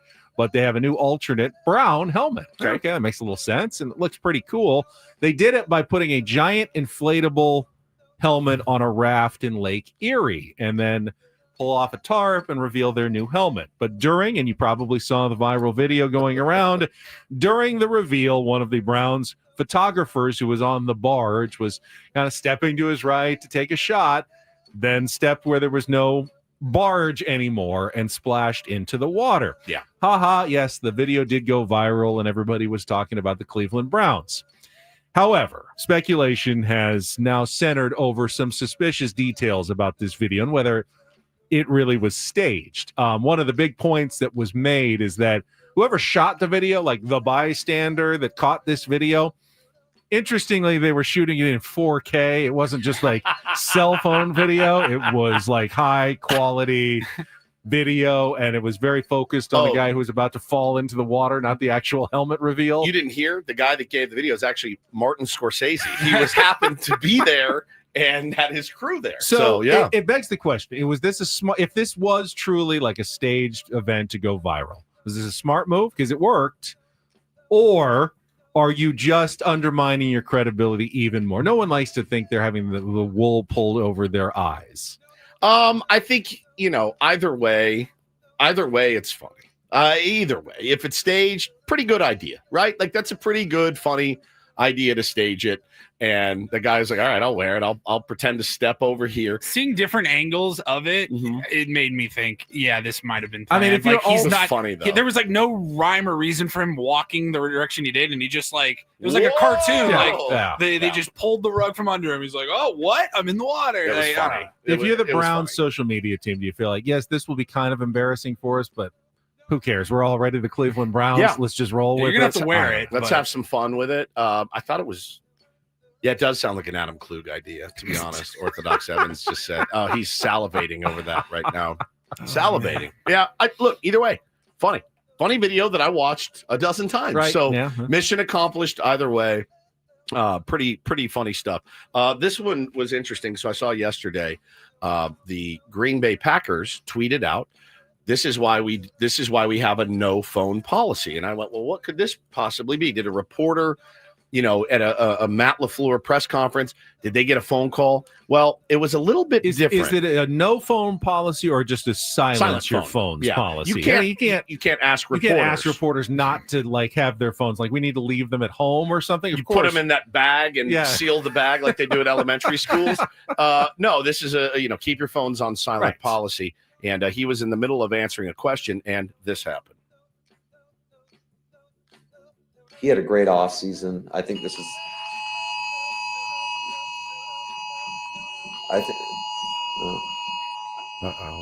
All you guys and your phones. Yeah, it's 2025. That's why I don't have a phone in here. This is why we have our rule: no phone. So he's flummoxed. I don't even know what the question is anymore. All right, so here's the thing, Matt. Doesn't everybody know what that sound in particular means when multiple phones are going off? I thought so. That, my friends, is what's known as an Amber Alert, meaning there is potentially in and around, where do they train? I think in Green Bay area. Yeah. In and around the Green Bay area, there was a child that was abducted, which takes precedence over whoever is working out of the slot for the Green Bay Packers this year. One would think the face that he gave when those phones started going off. Now, again, you have to be a real simpleton to think, is everybody getting a call at the same time? Like, that's so – what an Amber Alert is. He has children.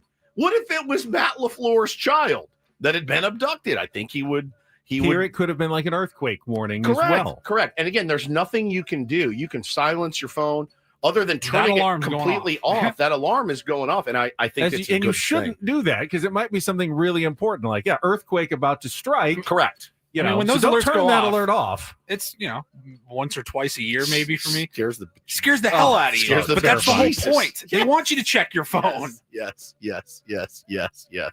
So he was the face he gave. You would have thought somebody just picked up one of his playbooks and threw it at him at the podium. He was so mad. And then, I love that he says too, by the way, you guys and your phones, bro, it is 2025. Like, everybody has a phone on them at all times. We're not bad guys because we have phones. You guys and your phones and all your music, your rock and roll music and your cigarettes. It's like, bro, this is connected to me. It was so good. By the way, just quickly, one other Green Bay Packers story. All you guys and your phones. What a dill hole. So as you know, the Packers are the only publicly owned team. Yeah. So they have to disclose financial statements. They did so yesterday. Oh, yeah. The notable thing was that the NFL paid the Green Bay Packers and every other team $432.6 million in national TV revenue sharing money. That's before they make any dollars on selling a cheesehead or any hot dogs or brats at the game, tickets, anything like that. Their entire salary, the salary cap's like $190 million. So NFL owners are doing quite well. Before they even start, they are in the black, big time, before they even sell a ticket. Don't let anyone tell you otherwise. Yes. Yeah. Stop going to the mat for these owners and feeling bad for them. Holy cow, that's insane. Final little do this on a Thursday. DD mega doo-doo. Congratulations to the MLS All-Stars, including 3 SDFC players, Anders Dreyer, Chucky Lozano, And Yepi Tverskov, who participated and helped the MLS to a 3-1 win over Liga MX in the All-Star game last night in Austin, Texas. I don't think any of our guys scored a goal, but they all played and were part and contributed to the win. The other part of this story, though, and I kind of am wishing it into don't do this or do this existence, is MLS owners met at the All-Star game, and they continued to discuss a change in schedule that would move the MLS calendar to match what really the rest of the world plays, and that is fall through the spring and then summer off, as opposed to playing spring through the summer and then wrap up in the fall as MLS currently does. Now selfishly for you, in San Diego it would be awesome. San Diego would be great. Yeah, we have great weather, all year long, and this would fill the void when the Padres are off. You've got less sports in the winter in San Diego. It would be perfect for San Diego. Other teams like, New England that play outdoor in the winter are not as big of a fan of the idea of switching the schedule, but it would be better for like transfer windows and, international tournaments. Like you wouldn't be going opposite the World Cup every 4 years and other big events that take place during the summer that take your players away. But it really makes more sense. But you would be going up against the NFL season. The NFL. But they play most of their games on Saturdays. I think college football, I guess, would be, but you can play Friday nights as well. Yeah, that's true. You play Friday nights. And they play during the week. They play, weekday, Wednesday games sometimes as well. Again, I know it's purely selfish for us. I'd love to have a little bit more stats. Plus, you wouldn't be done. Like your championship would be, like through spring training, playoffs, and into, like early baseball season when things aren't quite as busy sometimes. So that'd be great. I think it would be great for us. I get it. Columbus and Boston and Minnesota aren't necessarily a big of a fan of playing January games outdoors, but you could schedule them for more away games in those times and, build a roof. Figure it out. Somewhere. Yeah. So we'll see if that comes into fruition. And that is Don't and Do This for a Thursday. That was Don't Do This with Ben and Woods on 97.3 The Fan. All right, we got a busy second half guest-loaded program with Eno Saris, Greg Vaughn, former Padres star, and Sammy Levitt. So we're going to move the Rindle Report, get some other headlines for you, and maybe some more baseball talk from around the league as well. Coming up next on San Diego's #1 sports station, 97.3 The Fan. But first, let your old pal Woodsy tell you about the joint pain that if you woke up this morning and you've got joint pain, first of all, let's get you some relief. Right now, my friends over at QC Kinetics offering free laser treatments all through July when you schedule your complimentary consultation. So let's say you've got joint pain in your knee. You're going to go in, you're going to call, first of all, 619-614-PAIN. They're going to give you a complimentary consultation. When you go to your consultation, they are going to give you a free laser treatment. That laser treatment will help immediately decrease the pain, calm the inflammation, and increase your range of motion. Then they're going to talk to you about the actual treatments that they do at QC Kinetics. It's advanced regenerative therapies like PRP, platelet-rich plasma, and the cellular treatments that target the problem at its source. I've used them for my wrists. I use them for my knee. I got one treatment on a kind of a bulky knee. Fixed me right up. It's been phenomenal. Had a lot of friends that have gone and done their consultation at QC Kinetics as well. Get the second opinion. Right now, you got nothing to lose and a free laser treatment to gain. Get that consultation booked now. Call QC Kinetics. Tell them Woodsy sent you. 619-614-PAIN. 619-614-PAIN.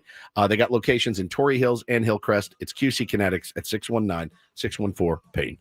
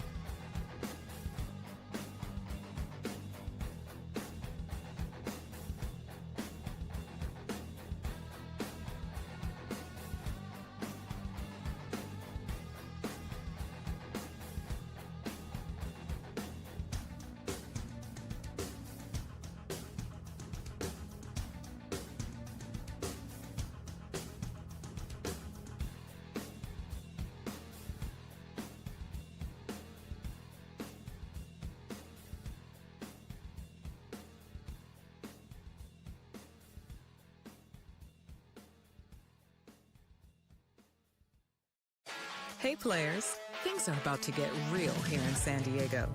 Introducing the all-new Hamul Casino Resort. With a 200-room hotel tower, exciting new eats and drinks, plenty of new places to play, and a luxe spa and salon. Hello, rooftop pool and deck. It's where players can play their hearts out and enjoy all the perks that come with it. It gets real this summer at the all-new Hamul Casino Resort, the players' place.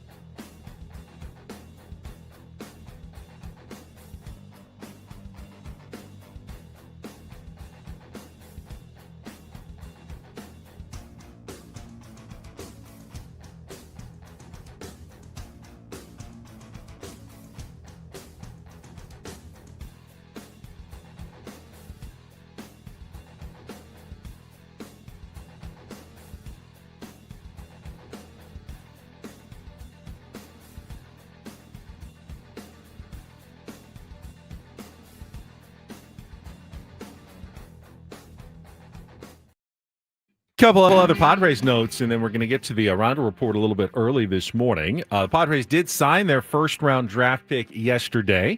Left-handed pitcher Cruz Schoolcraft received a $3.6 million deal, and it looks like they're going to sign everybody. They've got everybody in Peoria, apparently, all their draft picks, 19 draft picks in 20 rounds.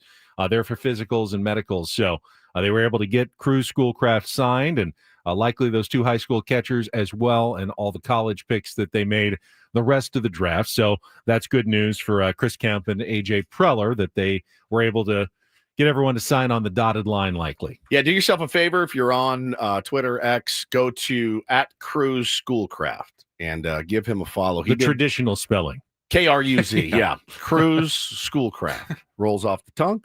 He tweeted yesterday, it's a chapter started. And it's a black and white video of the moment, right, that he was watching the draft with his dad and his family and his team, and they were filming it. It's really cool, done in black and white. But watch all the way through, because then they get to, there's a part he's talking on the phone. My guess is to AJ Preller or Chris Kemp or whatever, and how excited he is to be a part of the organization. And then they pan to, I'm assuming it's his mom. And they said, what is your advice to him? And she goes, don't forget who the F you are. And I went, all right, I'm a huge school mom. I love it. I love it. I pictured my beloved Mrs. doing the same thing. Mrs. Schoolcraft. I am a big fan and will be rooting for young Cruz, the 6'8" left-hander that throws how much? 97? Yeah. Then he's still in high school. Is he? Well, I guess he graduated high school. Well, yeah, he graduated high school. So he's on summer vacation right now and just signed a deal for what? 3.6? Pretty good summer for the young lad. Think about that. I mean, most of us think about it every year after the draft. These first rounders, these high school kids, they had prom like 2 months ago. Yes, and now he's a millionaire. For $3 million. And remember, most of us, you graduate senior high school, you got maybe college coming up, but that summer, like, you got 2 months of nothing. You are just like having fun with your friends and like peak enjoyment. He is looking at now starting a career, a grind that's going to be tough. I mean, battling his way up through the minor leagues, whenever he gets started and they pitch him, whether it's, Arizona Fall League or next season or whatever, you go right into your career out of high school. It's awesome. I mean, dude, it's daunting though, isn't it? Yeah, of course it's daunting. It's your dream. But it's your dream. It's what you've been working for your entire life. And a lot worse first jobs out there. Yeah, he wasn't telemarketing that summer like I was, Ben. Yes, my name is Stephen Woods. I'm with the Police Activities League. Would you like to buy a sticker? That's a true story. So this dude got a $3.6 million check, and now they're like, hey, we need you to come to Peoria. You can do some running. You can do some light throwing. You can do some lifting, some stretching, some band work. And a couple afternoon games. I would trade places with Cruz Schoolcraft today. So very cool video. He's got a little team filming his action. So I like that. This is the new generation. Very 2025. Very for 2025. Sure. And good luck to Cruz. I'm sure we'll be seeing him in spring training, or maybe when we're out at fantasy camp. I look forward to Who meeting knows? them, man. Yeah. All right, let's check traffic, and then Paulie's going to get us some early headlines here in the Rindle Report. From the 855 Get Ross Traffic Center, protecting San Diego after accidents or injury, here's Kelly Danick. This game day traffic report is brought to you by Crystal Geyser, Alpine, Springwater. Seeing some improvements on our roads. Crash has cleared on northbound 805 before H Street, so speeds are looking better there. Now getting reports of a collision on northbound 15 right before the 8. It's over the right shoulder, and in the North County, accident in middle lane, south on 15 right before Via Rancho Parkway. What makes Crystal Geyser Alpine Spring Water different? They always bottle their Alpine Spring Water less than 1.5 miles from the spring source. And all of their bottles are made with 50% recycled plastic from their own recycling plants. Crystal Geyser, bottled at the spring source. I'm Kelly Danick with Ben and Woods, San Diego's #1 sports station, 97.3 The Fan.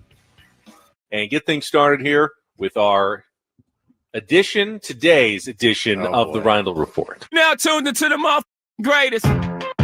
Welcome to the Rindle Report with Paul Rindle. Hi, Paul. All right. 2 stories from the world of sports that we haven't gotten to yet. We'll start off in Major League Baseball. And 1 story that you didn't know you needed. Are you laughing, biatch? It's the Rindle Report Hey, Paul, how you doing? Okay, how are you? on 97.3 The Fan. Are you ready to bless the mood? I need some help, please. That was good. Can I get a oh yeah? All right. All right. Happy Thursday, gentlemen. Early this morning. Yeah, very early. I like it. feeling. I like it too. We didn't even do one yesterday with the short show. Yeah, so. got time to got a lot to make up for. Let's start in the NFL. There is a big merger potentially happening in the world of sports media, with ESPN looking to acquire NFL Network, essentially. NFL Network properties. That includes NFL Network programming. If you watch any of those shows, it also includes Red Zone and everything else that the NFL Network does. Now, it's interesting because it can go, there's a couple of different layers to this. Owners are expected to, they've been told to be ready to vote on this like in the next few weeks or a month. But ESPN, you know, look, in the grand scheme of things across the country, NFL rules all. ESPN does a pretty good job of that. They're more in bed with like the NBA and college football, but they do have Monday Night Football. They're looking to really go all in on NFL coverage and acquiring like Red Zone. Like you would conceivably go to ESPN Plus or the ESPN app and be able to watch Red Zone instead of having to find NFL Network and go through all those hoops. If you're the NFL, this is you had the league network, like you owned the rights, you controlled the narratives. You hired all the, Ian Rappaport and all of those guys. You controlled everything. You're going to make a F ton of money by selling to ESPN, but then you're giving it all up. I don't know what's going to happen. I don't know if this is a good move for. I would imagine it's a good move for ESPN. I don't know if the NFL is going to be happy, but they're going to make a lot of money if they do this. They already make a lot of money. They're going to make a lot more money. I don't like that feeling that I have now. When I see ESPN get involved with something, I feel like, okay, that's going to bring down the product. And I didn't always feel that way about ESPN. I do now. I feel like, oh, ESPN's getting involved. That's going to be a worse product. I'm so glad they're getting out of baseball. I really am. I think it's been terrible and on the downslide for many, many years. But as far as the NFL goes, just don't mess with the best product as far as Red Zone. Just don't mess with it. Just get it. No. And don't change a thing about it. You're kind of seeing that. We'll find out. You're, in theory, going to see that with the NBA, with them acquiring like TNT's properties, for example. Let's see if they just take those guys, Chuck and Ernie and Shaq. Let them do the thing. And Kenny, pick up their studio and move it to the ESPN location. If they can still do it and it's still the same show, maybe there's no reason to think they won't do that with the NFL. But I was reading Andrew Marchand, he covers a lot of like inside sports media stuff.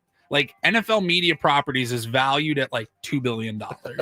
So that's why you sell if you're the NFL. We all kind of agree that NFL Red Zone's kind of sports television perfected. It's perfected. Nothing wrong with it. There's no nothing. flaws whatsoever. Zero flaws. Great host. The whole thing. It works. It is like. It's all I watch on Sundays. Someone came up to me at work yesterday at Channel 10 and said, would you still watch NFL Red Zone if ESPN made Stephen A. Smith the host of it? I would not. I said I would watch it silently. I'd miss out on a lot, but I could not listen to him for 6 hours, or whatever it is, 7 hours every. I think you have to acquire Scott Hansen with that. Of course, you have to, because I don't know. I mean, he's so good at it. He's the you Johnny. Can't have Pat McAfee doing that. He's the Johnny Carson of just let him do his thing. Ultimately, I don't totally get it. I mean, I get the money. $2 billion divided among 32 owners is great. I mean, free money for all of them. So I see why they're thinking about it. But ESPN already is all in on football. It's not like, oh, finally ESPN's getting with the football train. No, they're all over football all the time. The NFL, though, is going to lose some of the control. Obviously, they still pull the strings and they can influence ESPN a lot. But when you lose the control of that, it's why not just keep it in-house? It's working well. You control the message. You've got it right there. It's your own in-house entity.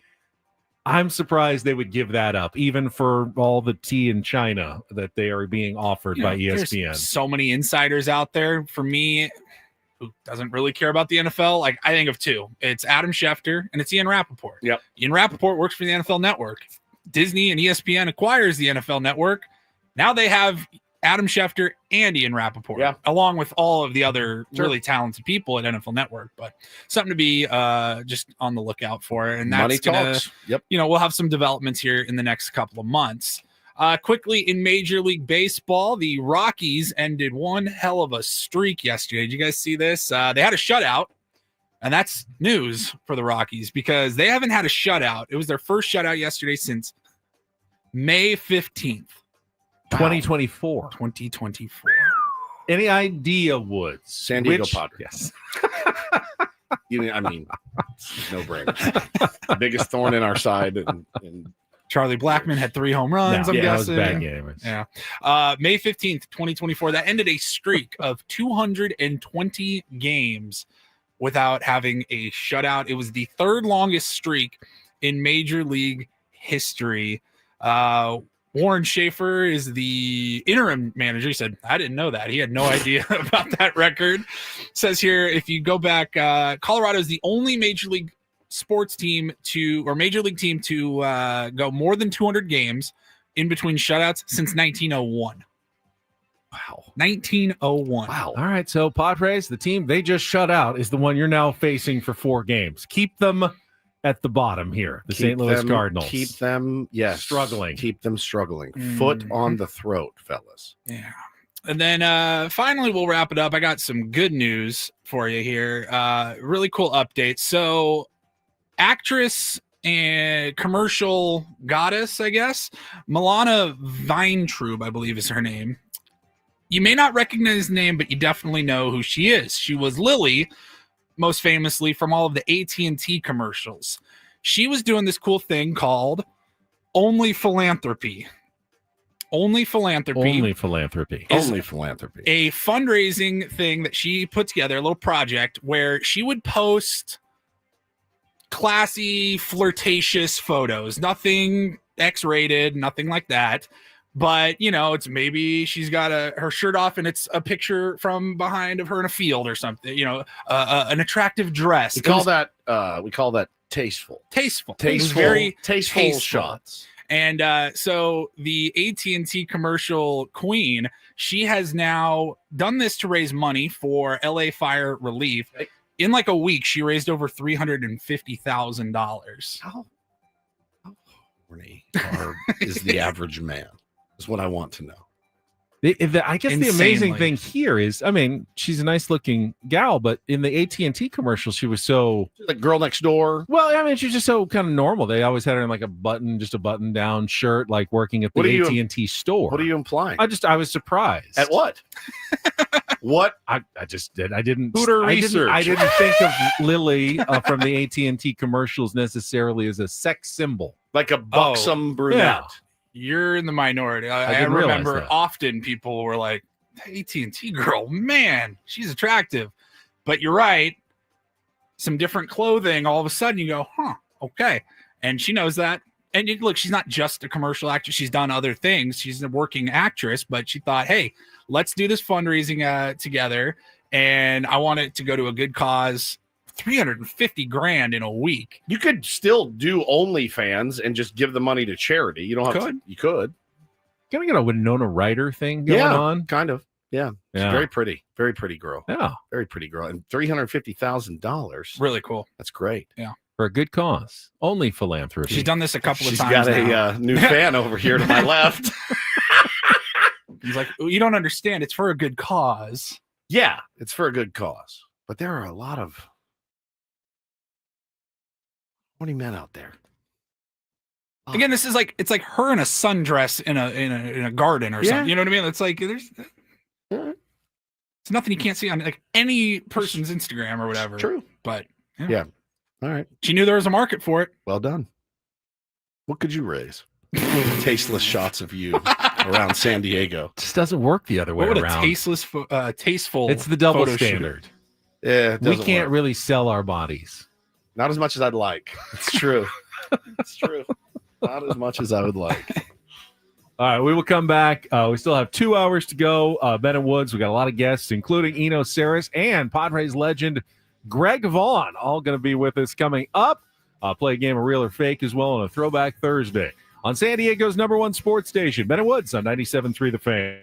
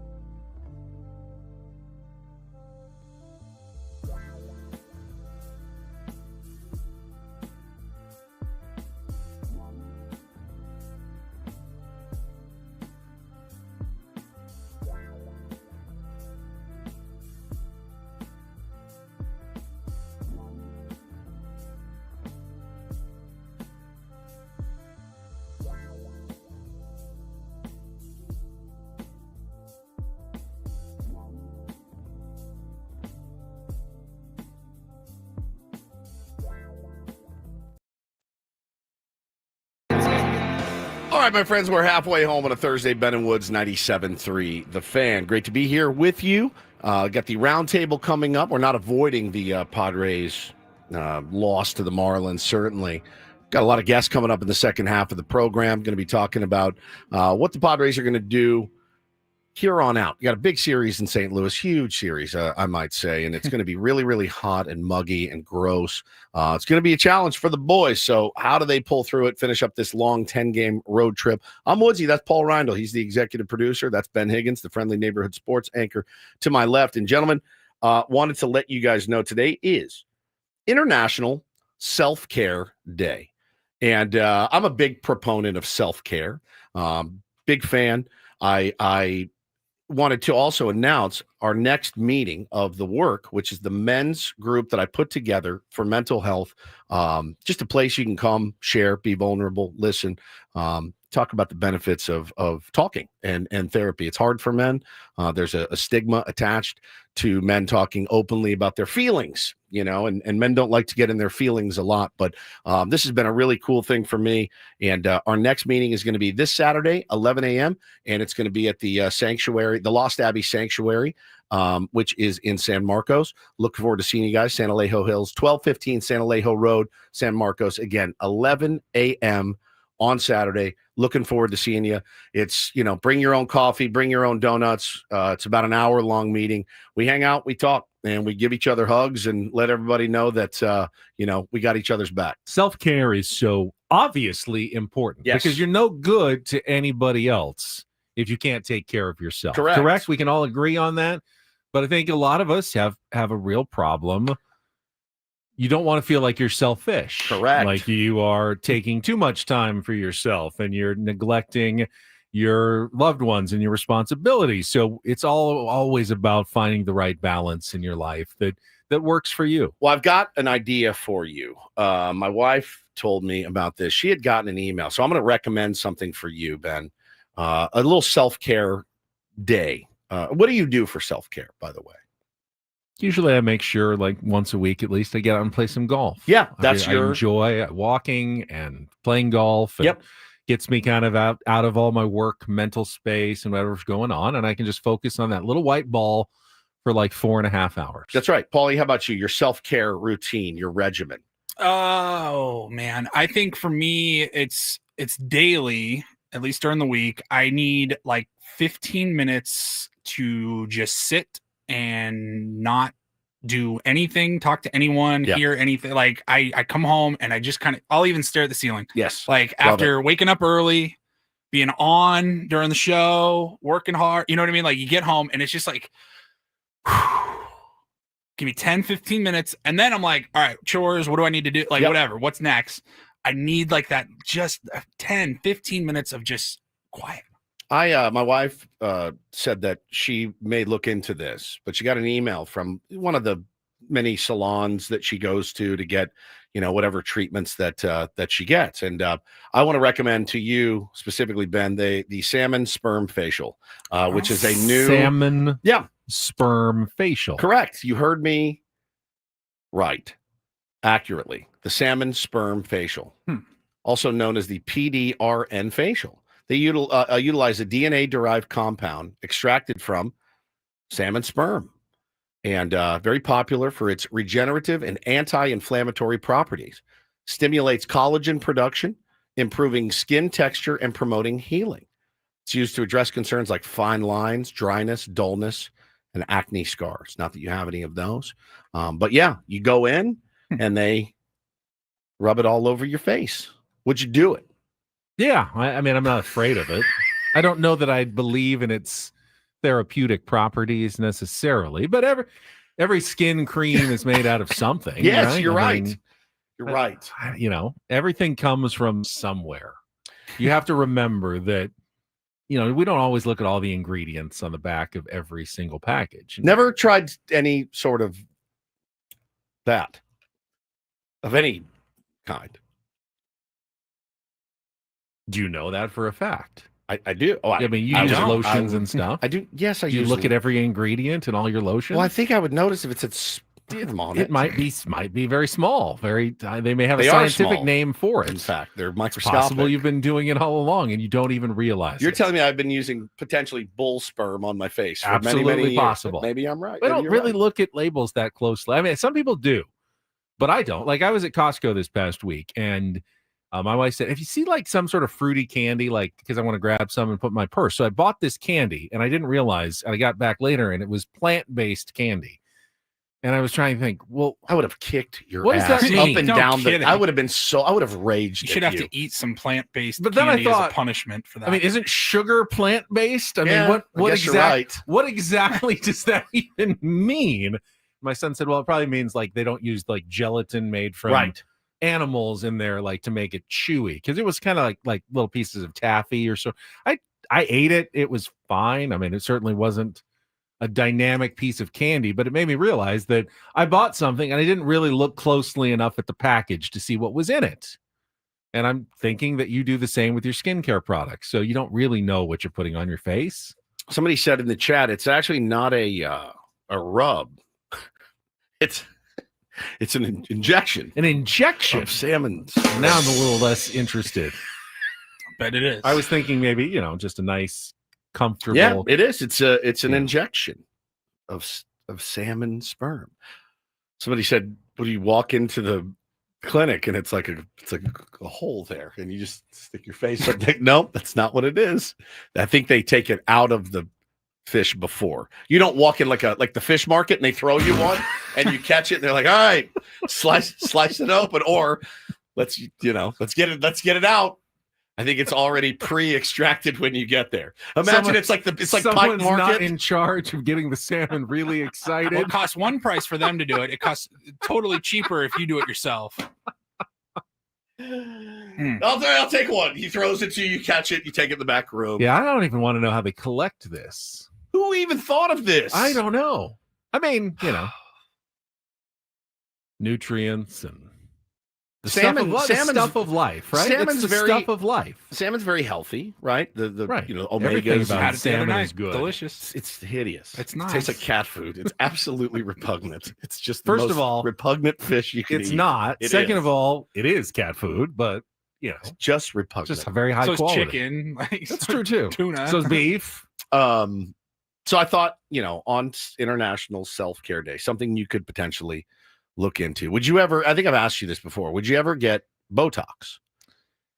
I'm a little hesitant about anything that gets injected into me. Is it because of the pain, or is the pain's certainly part of it. I think for me, it's the needles. If you said, "Here's Botox for your face," but all you have to do is rub it on, and these crow's feet will just. I would definitely be more inclined, but I guess I'd worry about some sort of bad reaction, and I am also afraid of the people who constantly look surprised all the time after Botox. I don't love that look. So well, I feel like you'd know. I feel like if I came in one weekend, you look different, dude. Did you see a ghost? Yeah, I don't know, man. I don't know. That's very, very interesting. I mean, I don't mind my a little crow's feet. I've been kind of looking lately in the mirror just as 50 is approached. The bags under the eyes, seeing where they kind of are. It's a point of pride. I've earned it. You've made it this far. This is these are your battle scars to make it through 50 years. Yeah, I do feel like I'm probably just going to let mine roll. I think I thought about it before, like maybe get the the bags under the eyes, but then I thought, man, like you said, I've earned that. I've earned every one of these wrinkles. I've earned every one of these gray hairs. I'm just going to let it flow from here on out. Plus, we can continue to push the myth that a distinguished gentleman actually more attractive to the opposite sex. Yeah, and my wife, she said that before. You get more handsome as you get older, right? She goes, "This is." We love to think that as guys. Well, she told me. She said it's unfair. She said you're more attractive now than when I met you. And I said, I think you're right. I feel better now than I did when I was 40. And I feel like I look better than I did when I was 40 as well. And there is something about the grays coming in, the gray beard, You know, the little bit of rugged crow's feet and wrinkles around the eyes. I don't know. It's just I feel the same way about myself. Yeah. Which really probably only reinforces the truth that men are more delusional. Right. That's true. Than anybody else. That we all think we get more handsome as we age gracefully. Yeah. I mean, I think it's a thing. I think it's a real thing.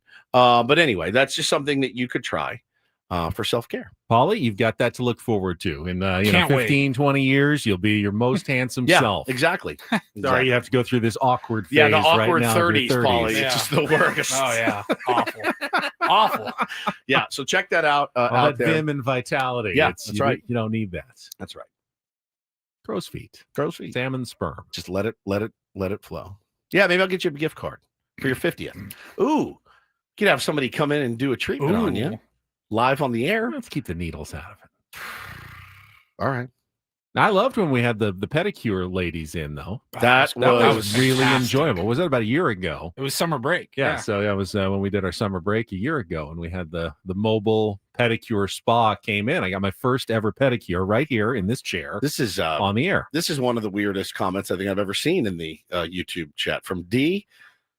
D says, yeah, whenever I go to the foot spa, I end up massaging the lady's feet, then paying her for giving her a massage. Don't think that's how it's supposed to work, but I can't imagine walking in to get a pedicure and be like, you know what, let me rub yours down. Kind of a reverse Here's spa. $40. It's a reverse spa. D said that's his self-care. All right. Whatever works for you, man. Whatever works for you. I'm very uncomfortable. All right. Do you want to take a little time out here? Sure. Okay. Salmon, sperm, and feet. If you'd like to get online, it's a Throwback Thursday. Got a game of real or fake for you. A chance to qualify for our grand prize trip to Las Vegas and the Motley Crue tickets. $100 gas card as well. You can start calling now if you'd like. 833-288-0973. 833-288-0973. We'll play our game and get ready to talk a little smart baseball with Eno Saris. It's been a couple of weeks. Looking forward to chatting with Eno. That is all coming up right here on San Diego's #1 sports station, 97.3 The Fan. First, before traffic, though, Woods and I want to tell you about Trust and Will. Go to trustandwill.com if you have not yet planned your estate. And as we just both mentioned, getting to our 50s now, something you really need to take care of. Even if you're in your 40s or 30s, if you have a family, you have people you care about, just get it done now to make sure that if something did happen to you, they would have the documents in place that would really save them a lot of time and hassle if you're gone. Yeah, and especially dragging your family through probate court after you're gone. It's just like one more kick to your family after you've passed away. Keep them out of probate. Go to trustandwill.com. Use the code FAN when you check out, FAN. They're going to give you 20% off and ship your estate documents to you for free. Yeah, no lawyer necessary, no billable hours. It's already really affordable. And as Wood said, get that additional 20% off by using the code FAN at checkout and the free shipping. Really no reason not to do it. It's just you've been putting it off. Stop putting it off. Get it done. Get that peace of mind for you and your family by going to trustandwill.com. That's trustandwill.com.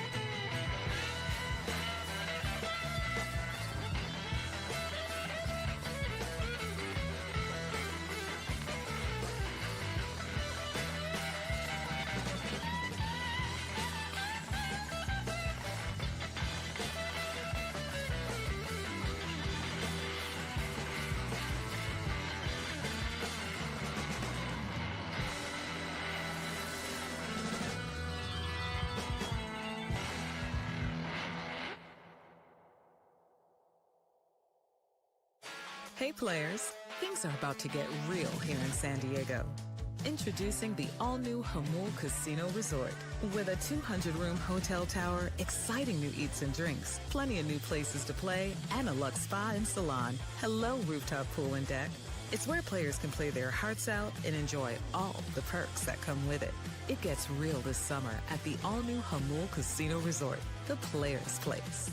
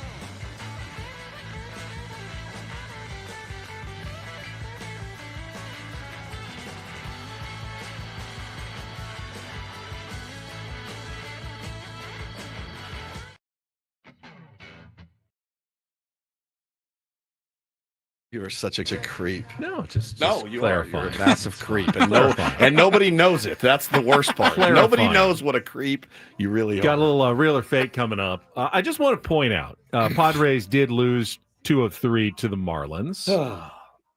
They're 3-3 on this 6-game road trip. You know, it's okay to play 500 ball on the road. Fair enough. You know, if you take care of business at home. They're also 6-4 over their last 10, which is again not world beating, but they have gained ground on literally, or other than the Milwaukee Brewers, they have gained ground or held ground on every single team in the National League in the playoff chase over their last 10. They're in a better spot than they were 10 days ago, which was right before the All-Star break. Now, they were 3.5 games up on the Giants and Reds 2 days ago. Now they're 1.5 games up on the Giants, who beat the Braves again yesterday, and 2.5 up on the Reds, who shut out the Nationals. Still 3.5 up on the Cardinals, who lost to the Rockies, as Paulie told us in his Rindle Report, got shut out.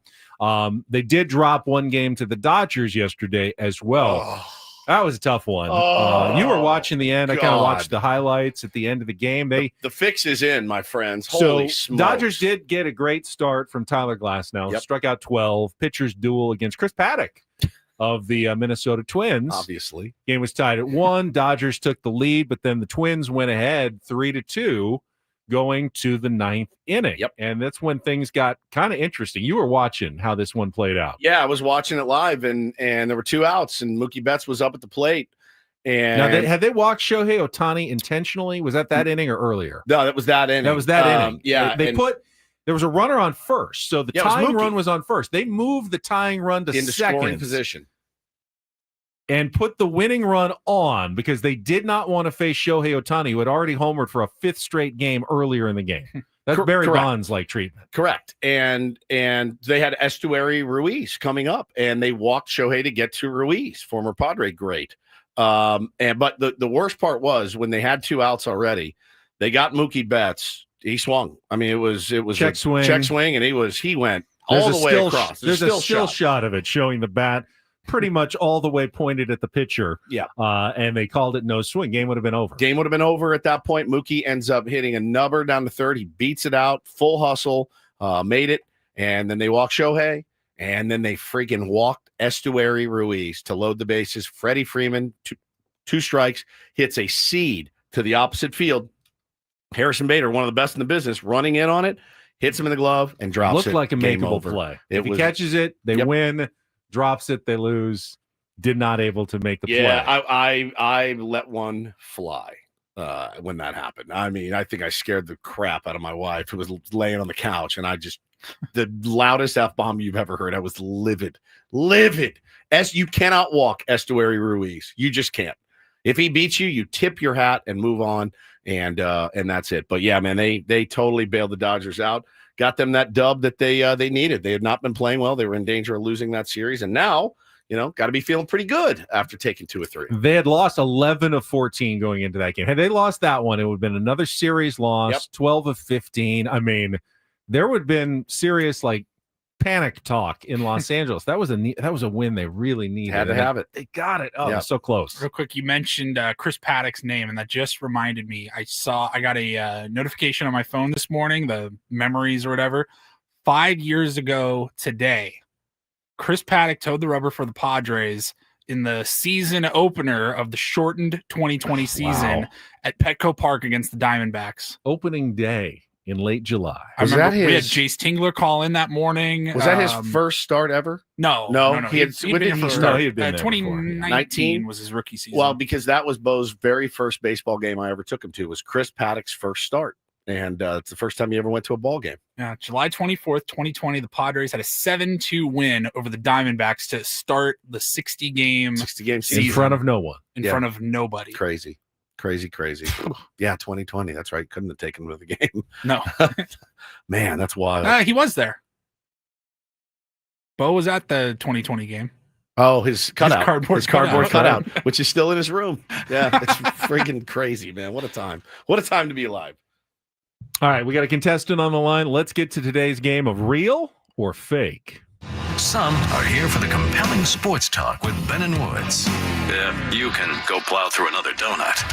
It's time for Real or Fake on 97.3 The Fan. Tell the people what they'll win today. Tell Roberto that he can qualify for the grand prize drawing. 2-night stay at the Park MGM Las Vegas. 2 tickets to Motley Crue on September 19th. And a $100 gas card. Catch Motley Crue's Las Vegas residency at Dolby Live at Park MGM September 12th through October 3rd. Tickets available at Ticketmaster.com. Good morning, Roberto. How are you?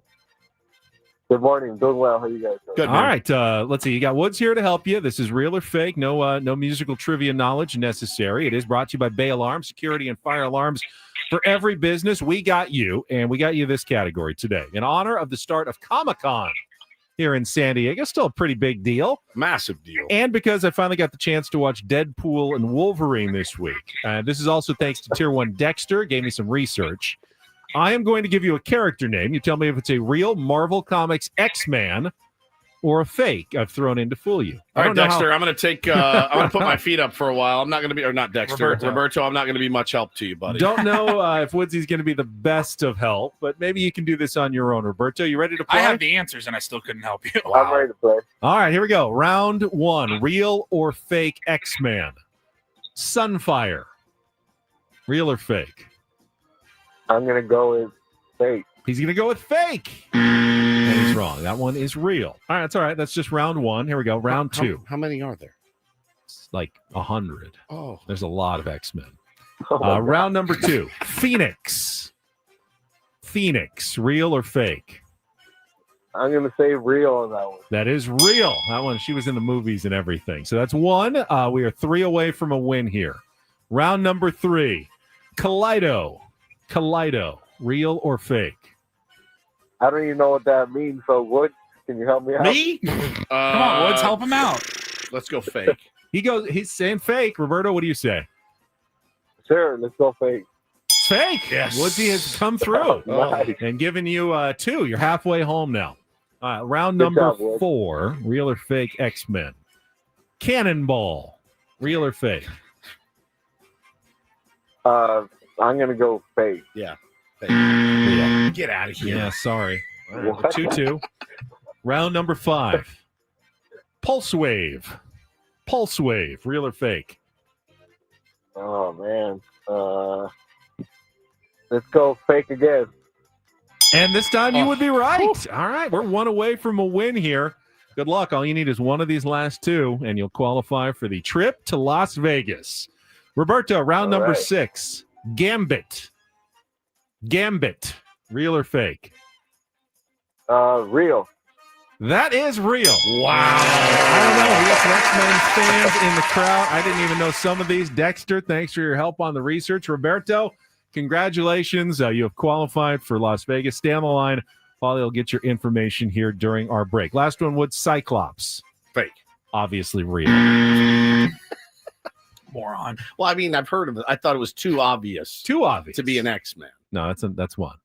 Okay. You like his like laser. I know thing what a Cyclops shoots is. out of I his know eye. what it is. I It's just thought one it was too obvious to be a real X-Man or woman. Is it weird for you guys that like Comic-Con starts today and like all 3 of us are not super into I mean there's a lot of appeal to Yeah, it's Comic-Con more than even just if you're comics and but stuff. like it's one of it's the biggest thing that this city does every year, and it's like I woke up today, I was like, oh yeah, Comic-Con starts today. I saw Sammy Levitt was touring the Pac-Man Cafe that opened just outside of Petco Park, like a pop-up cafe. I saw videos of drone shows that were happening downtown the other day. They looked unbelievable. I just the traffic down there is just it's insane. I've gone down before. I've been on the radio 15 years here. I've gone down and done Comic-Con bits before, and had a lot of fun doing it. I mean, one of my favorite days was when we went down to meet Jen Sturger, and we didn't meet her, and we thought that we had missed her, but Adam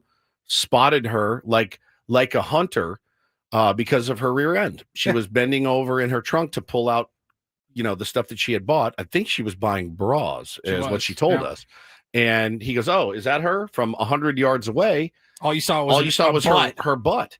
And Adam Klug, our boss, goes, "Oh, that's her." How did you know that?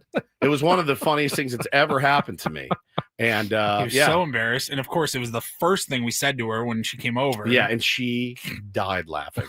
I want what's the thing? Who's in town? Who are the big stars here? I know Spinal Tap. So they're releasing their the talk at least is that it's a little bit muted. They're not having like the big Marvel panel and with some of their stars like they usually do this year. They've the studios have backed off a little bit. Now, in terms of like the event downtown, I'm sure it's just as big and spectacular, but like the celebrity factor is a little down this year. My kids have not discovered that it's here and like a big thing yet. So I'm counting, not that I don't want to take them, but it's really hard to get tickets. So I mean, like almost impossible. So when I get hit up with the dad, I want to go see the blah blah blah because they love all that stuff. I don't know what I'm going to do. I didn't know anything. I went one time and I didn't know anything that was going on, all the big exhibits and everything. I was like, I did want to check it out. And I had a buddy. I'm sure protocol is much different now, but he literally found a pass that somebody dropped on the ground, called me and said, take the trolley down. I'll meet you outside of the convention center and you're this guy for the day. That's bad luck for that guy. I just walked around. It was really fun. Like there was a ton going on and there's so many free things out and around the convention center throughout the gas lamp. It's a huge deal. I saw Tom Sizemore there walking through the crowd and I was, oh wow, it's Tom Sizemore from Heat. Rest in peace, sir. But yeah, it's pretty wild. So well, if you're going down there, have fun, be careful, all that. Taylor would be obsessed if Daniel LaRusso would show up. This kid. His new obsession with the Karate Kid is fascinating. Isn't it great? Yeah. We were watching Karate Kid the other night. We were watching Karate Kid 2, where they go to Okinawa. And he goes, Mom, I want a headband. So Hannah went into the garage, found like an American flag headband, put it on. He wore it to sleep.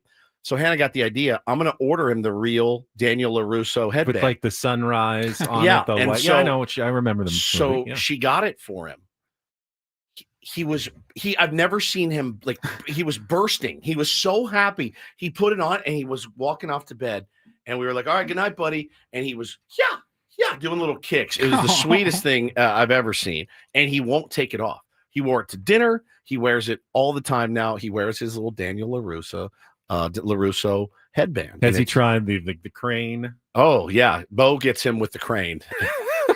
It's so good. Man. So Hannah did tell me he goes to music class once a week, and it's right next to a karate place. And he's looking for his thing. Bo's got baseball and football and basketball, and he's looking for his kind of thing. And like, here we go. So he thinks he may want to do karate soon. So can't wait. Yeah, we did Karate jiu-jitsu time. for a few years with our kids. That's a whole thing. You're getting involved with the belts. Oh, and yeah. I know. We already did it with the Bo. tests and Yeah, everything I for know. sure. He All loves right, his headband, man. Let's take a little time out. Eno Saris will join us for some smart baseball coming up next here on San Diego's #1 sports station, 97.3 The Fan. Well, listen, maybe you had to lay out for Comic-Con passes this year, and now you're maxed out on your credit cards. If you're struggling with high-interest debt, you could pay it all off in days with Loan Pronto's Rapid Equity Loan. Good way to help you get out from under, right? Get cash out now without touching your low-rate first mortgage. No appraisals, no waiting, no BS. The Rapid Equity Loan Program at Loan Pronto is pretty incredible. They've got instant approvals, low rates, no hard credit pull up front as well. Your home's equity is yours. Use that to get cash out, consolidate your debt down to one easy, low monthly payment. Call them now. You'll get a free instant appraisal for your home. See how much cash you can get out today. A+ rated by the Better Business Bureau, 2,500 5-star Google reviews. Great customer service there. Just call, start the conversation at 619-207-4336 or go to loanpronto.com. 619-207-4336. Get debt relief now at loanpronto.com. Equal housing lender, NMLS 1661781 on approved credit, NMLSconsumeraccess.org.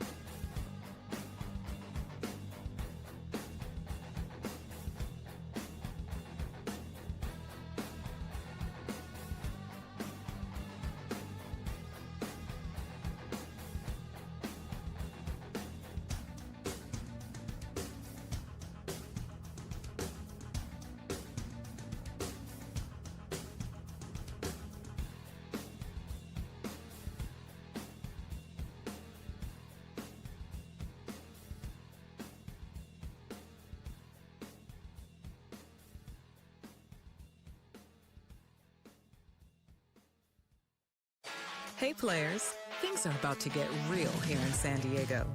Introducing the all-new Hamul Casino Resort. With a 200-room hotel tower, exciting new eats and drinks, plenty of new places to play, and a luxe spa and salon. Hello, rooftop pool and deck. It's where players can play their hearts out and enjoy all the perks that come with it. It gets real this summer at the all-new Hamul Casino Resort, the players' place.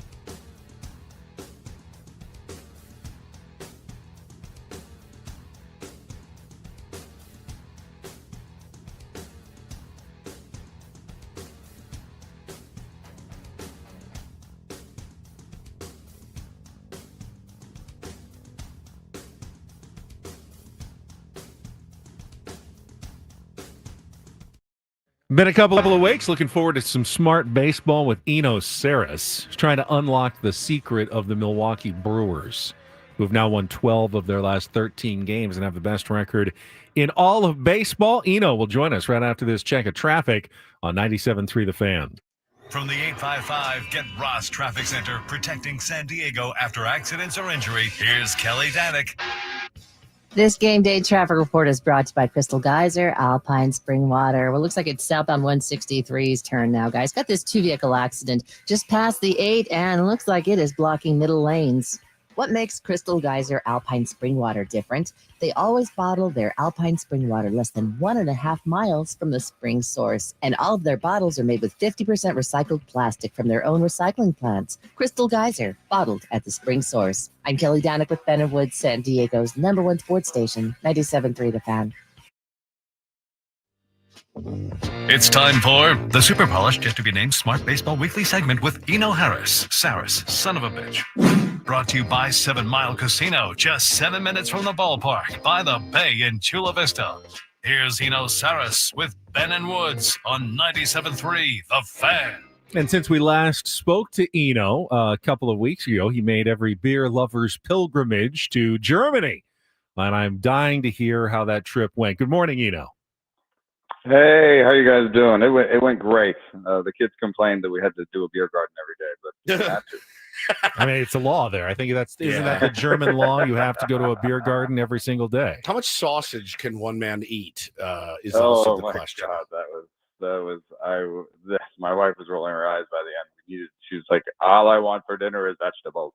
Dude, I was in England this last week, and I came home, and I first thing I had was a carne asada burrito. I was like, I have to have it as soon as I land in San Diego. But yeah, that jet lag got me real good. I'm finally coming out of it. It's no joke, man. And I didn't have 7,000 beers and sausages like you. Also, I was not with my kids, so that makes it even tougher, my man. Yeah, we tried to do like a museum and like gardens and a beer garden every day, but and I'm surprised the kids didn't whine more. But usually something at the museum was compelling to them, or we went to a chocolate museum too. Like nice. we mixed some stuff in for them. That's killer. Well, I got to say, I am jealous of the Milwaukee Brewers. Any team that can handle the Dodgers with such aplomb and sweep the season series is certainly intriguing to San Diego Padres fans. You try to break down what exactly they're doing. Obviously, getting a pitcher like Miz breaking out and getting Brandon Woodruff back is huge, but they're unlocking kind of talent everywhere here, Yeah, there's some actual similarities with the Padres. I mean, for one, both the Padres and the Brewers make a lot of contact. Both are looking for a little bit of slug. One of the differences maybe with the Brewers is they're kind of an elite defensive team. And they don't play anybody on the field that's not above average defensively. And then they have a lot of elite guys too. That might come a little bit from being a younger team, but also guys they've acquired have just been really good, like Bryce Turang, but also Caleb Durbin is a pretty good defender. Like the guys, Joey Ortiz, who isn't a great bat for them right now, is a great defensive shortstop. So they're really good defensively all over the field. And then they're really good at taking pitching that was easily acquired and making it better. Now, I think part of that is the pitching coach. Chris Hook is really well regarded, and Niebla is as well. But there must be something more to it. I wonder if they've unlocked some stuff in sequencing, because I've talked to Tobias Myers, a pitcher for them that had been with the Rays and the Guardians before the Brewers, who had an insight into some of the best pitching development squads. And he said that the Rays and the Brewers are very similar in that they were like, just throw good stuff into the zone. The Guardians were more obsessed with throwing to certain spots. But so that, the Brewers aren't doing anything crazy there. I wonder if they figure something out with sequencing, which is like the order of which you do your pitches. Quinn Priester is kind of their Randy Vasquez. Doesn't get a lot of strikeouts, just gets movement in the zone. He gets a lot of weak contact. And then you have the great defense, right? So, there's just something about that. There's some similarities there. So, the thing that I wanted for them, for the Brewers is the same thing I want for the Padres, is to go get some slugging at the deadline. Yeah, no question. Well, slugging in postseason is, people like to say pitching and defense, but when I've studied it, it's slugging. And I saw a tweet yesterday from one of our listeners, a huge Padre fan as well. He said, this is after yesterday's game, 6 plate appearances to guys with a sub 600 OPS today, which makes 1,106 plate appearances to sub 600 players on the season. He said, this is how the 23 team missed the playoffs. And man, you look at that, and Padre fans, I think, we're pretty in tune with them. We talk to them on a daily basis, tweet with them. They're in our chat. Everyone is kind of waiting for the balloon to pop, with the San Diego Padres. Like, you cannot continue these 1-run wins. They're seemingly in every game. Defensively, I think they could be better. They could tighten some things up, certainly. But at the end of the day, it comes down to getting those OPSs up and getting better bats in the lineup. And then, you feel like with their bullpen, they could do some damage. Yeah. A lot of the pieces are in place. It's just, when you saw that rally in Miami where they came back and Jackson Merrill got them within a run. Yeah. And the tying runs on base in scoring position. No outs. And then, it's just the bottom of the lineup. And you're like, oh, like this isn't a great bottom of the lineup. It's actually pretty bad. So, as part of that is the bottom lineup. There's some approach stuff too. The Padres really let the ball travel and are kind of obsessed with contact seemingly. Sometimes you just want them to hit a dinger. So bad. And some of that is maybe just a couple, Tatis kind of coming in and out, big step, no step, little step, whatever it is, like kind of trying to find his power stroke again. But then some of it is just the bottom of the lineup, and so, I looked at it against lefties, they're middle of the pack. I think what they need is a left-handed power bat, because against righties, they're 25th in offense. 25th. I was really surprised to see that. So yeah, we all think we need a right-handed power bat, but apparently it's a lefty that we do need.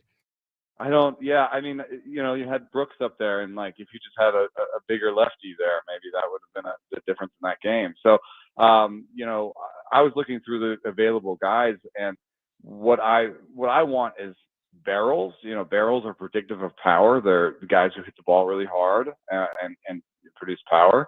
And I wanted left-handed. And Ryan O'Hearn's pretty good. He would fit this team, makes a lot of contact. He doesn't have a great barrel rate. The guy that is was a my guy. left-handed, yeah, it's pretty good. It's pretty good. It would be It would be better than Brooks. You know, like it would. You know, it would be. Sorry. Yeah, no, it's true. And, yeah, and so you know that you could maybe get O'Hearn and something that could be fun. But if you wanted to swing big, I think the guy who hit the homer in that game, Jesus Sanchez, he's a left-handed guy who makes contact, plays the outfield decently, and hits barrels. He's a pretty good all-around player, and you have him for 2 years. So Sanchez would be kind of my ideal get. But if you were, and they are up against it salary-wise, maybe if you found a way to get O'Hearn, and then you got the White Sox to pay almost all of Luis Roberts' salary, you would get a lefty-righty combo, and O'Hearn would be the steady guy, and Lou Bob would be the, like, what if he figures it out guy, you know? It is frustrating, though. We're talking to Eno Saris from The Athletic because, you know, the Padres do hit the ball hard, you know, StatCast, hard hit. You know, they had 12 of them yesterday. Doesn't feel like their hard hits really result in as much as other teams' hard hits. As you said, the power is way down. They don't pull them. We've talked about that. The approach, they're not pulling the ball enough. You know, part of it is also, I think, the park factor at Petco Park. They had a lot of balls that seemed to die at the warning tracks all season long. And it's so random sometimes as well. When the Padres had playoff success, it was because of slug. You know who it was? It was Trent Grisham a few years ago. It was Kyle Higashioka. I mean, it's just like random people start hitting home runs and you win games. And when they stop hitting home runs, you stop winning games. Well, that's why you improve the bottom of the bench, right? That's why you improve the back end. That's what I was writing about with the Brewers. It's like, you know, one of the things that they did with their streak is, you know, they had 3 guys that nobody really, like Andrew Vaughn and Isaac Collins and William Contreras was starting to get healthy again. I was like, that's their bottom of the lineup, and they started to hit the ball hard. You know, when you have a deeper lineup, then you have what I call surprising pop in the piece. And so if they could just replace the bottom of the lineup with guys with surprising pop, that could change things too. I mean, the guys who hit 15 to 20 homers a year, they have pop. You know, when we talk to you next Thursday, we will be in the final hours before the trade deadline. There may have been a bunch of moves. We may still be anticipating, but we know it'll be very interesting. It's good to have you back, and we will talk to you again next week. All right. Thanks for having me. Eno Saris, a little smart baseball on a Thursday. He says, I mean, what we all say, the Padres need. But I was surprised, though, because I thought we were looking for a right-handed power bat. As was I. And he's now bringing up the name of Jesus Sanchez, who only, by the way, I think was his 9th home run yesterday. So he's not necessarily a power hitter. I see these guys now with 35, 39, 36 home runs, and the Padres are like, hey, we got 18. Yeah. We got 17. Who's our leader, Manny, at 18? Yeah, at 18. Crazy, man. Crazy. Just not getting the ball over the fence. Yep, no pop. Got to pull the ball, Eno says. Got to pull the ball. Got to pull it. Got to get it out of the ballpark at some point.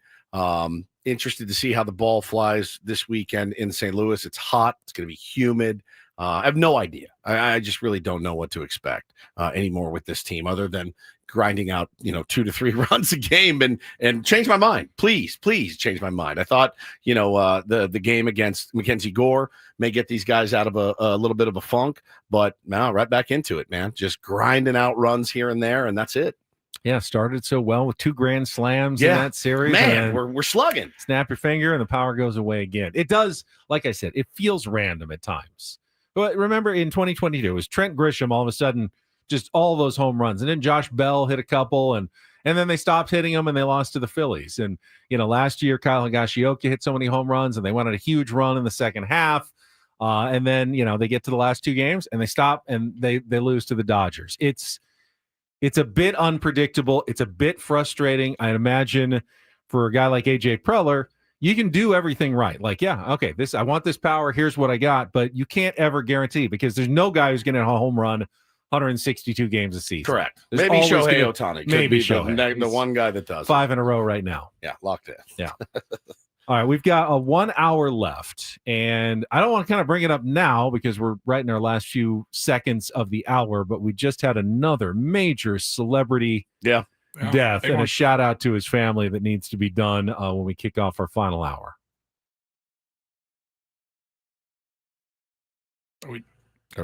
I was hoping someone else would talk, and you were gonna do it? No, I don't want to do it. I wasn't calling you just said for we it. didn't have I was time. teasing it. You said we don't have time, and then you. I was teasing it. I don't necessarily know. Everyone We in have the Greg chat's Vaughn already coming up. well aware. Well, then where are we going to do it? Hulk Hogan died. Hulk Hogan's dead. At Shout out to his 71. family. Sad. All right, see you. Shout out to his family. There it is. Felt like he deserved a little more than heading into the top of the hour break. I don't know about that, Playboy. Got Greg Vaughn coming up next You're here. sweet Ben kid, Woods though. on 97.3 The Fan.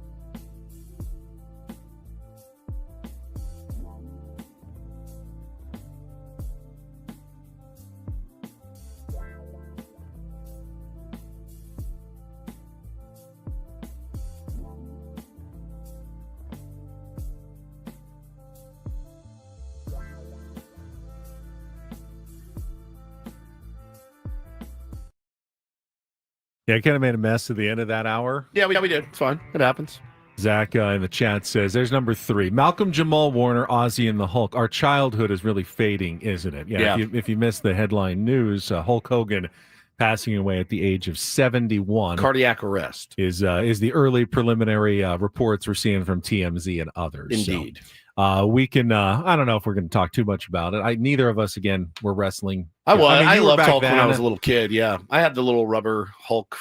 I mean, he transcended. He was more was than just a wrestler. He was not some culture, wrestler in the 80s. Yeah, he moved beyond that. I mean, he was even on my G.I. Joe cartoons at some point. Boy, he went off the cliff, though, later in life. Off the cliff.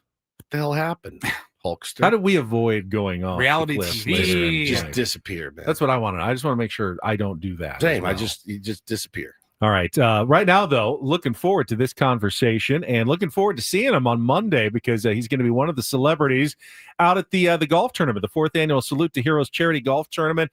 Paulie and I are going to be out there Monday morning at Loma Santa Fe Country Club. And joining us right now is former Padres slugger, 1998 legend Greg Vaughn with us here on 97.3 The Fan. Vaughnie, it is great to have you on and good to talk to you again. Shoot, it's always good to be on with you guys. It's been a minute. It has been a while. We were talking about that yesterday, man. I'm not going to be able to see you. I'll be in Hawaii. No big deal with the family. Lucky Woods, family vacation. I don't blame you. Yeah, I don't blame you. How's the golf game these days? Well, you know what? I had a reverse shoulder replacement, and then I had knee surgery about 9 weeks ago. So I'm ready though. It'll be okay. I bet you it'll be okay. I bet you're a big hitter, man. I bet you're long off the tee, my friend. I mean, you could certainly hit the ball out of Petco Park back in the day when it wasn't easy to hit the ball out of Petco Park back in the day. Still not easy to hit the ball out of Petco Park, Bonnie. No, thank you for that.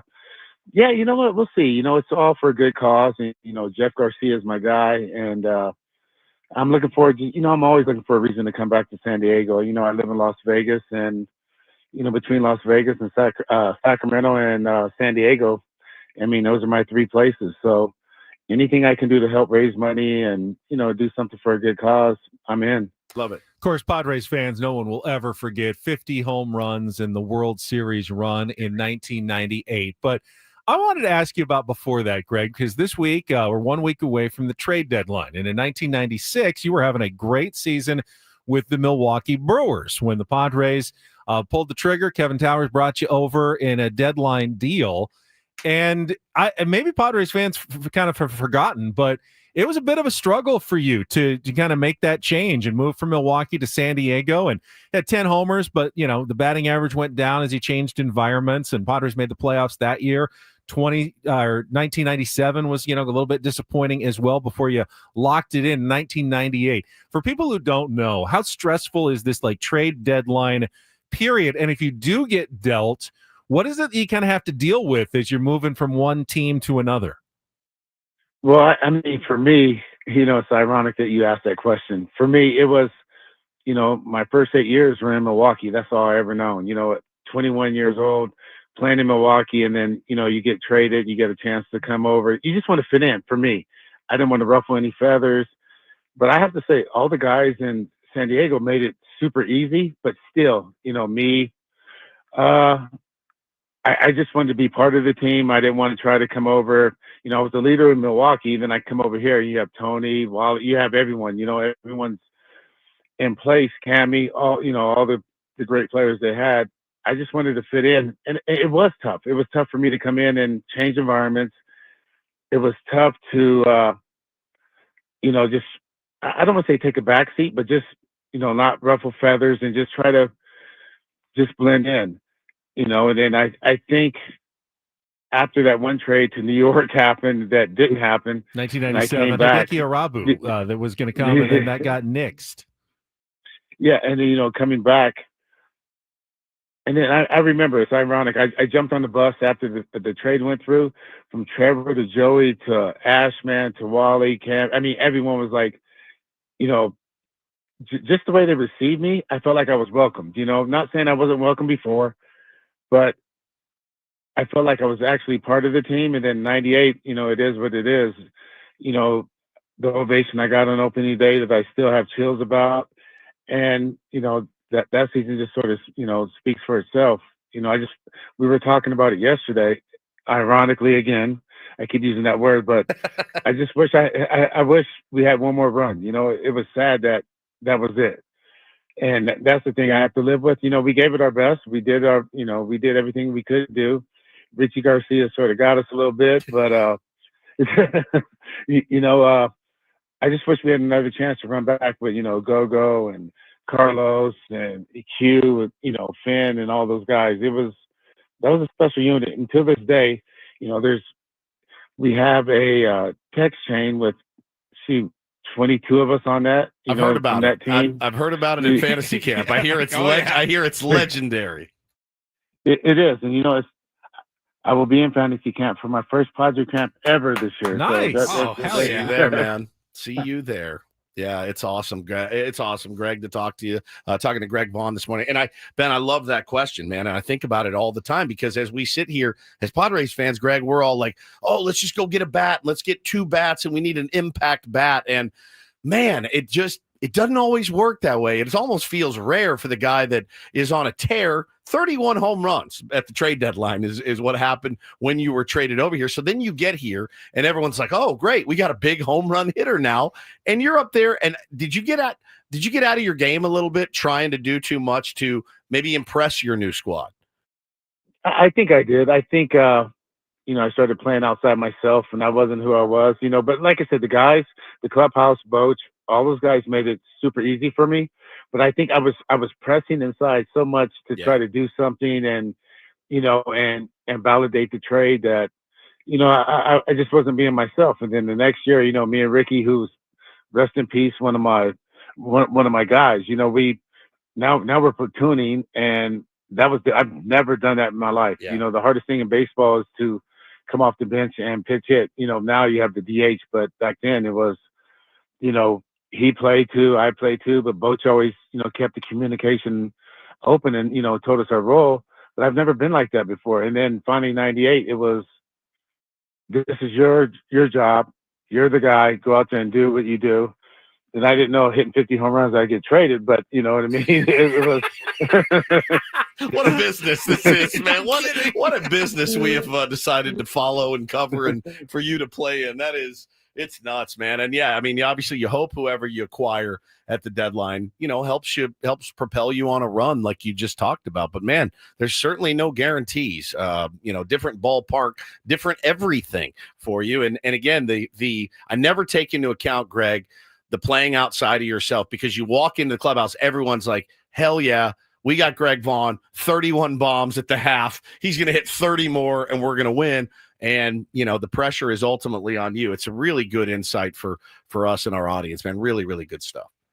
And like I said, just speaking on, podcasts and different things about the trade deadline and all the stuff, it's like I said, from the guys, from the fans, everyone made me, this is a self-imposed pressure I put on myself, I think, you know what I mean? To try to go out and, validate the trade and, just prove myself when I've already done it. And, the funny thing about it was back then, National League, it wasn't Interleague and all the other stuff. Yeah. I remember coming down the day after the trade, and I've seen all these umpires before, and they said, I'm downstairs at the Marriott waiting to go to Qualcomm, before me and Cam, I moved in with Cammy, and it was like, welcome to the big leagues. I was like, shit, I already have 8 years in the big league. So now they treated me like a rookie again. You know what I mean? It was crazy. I didn't mean to say that word. You're I right. forgot I'm not We on got you. podcast. Just don't do it again.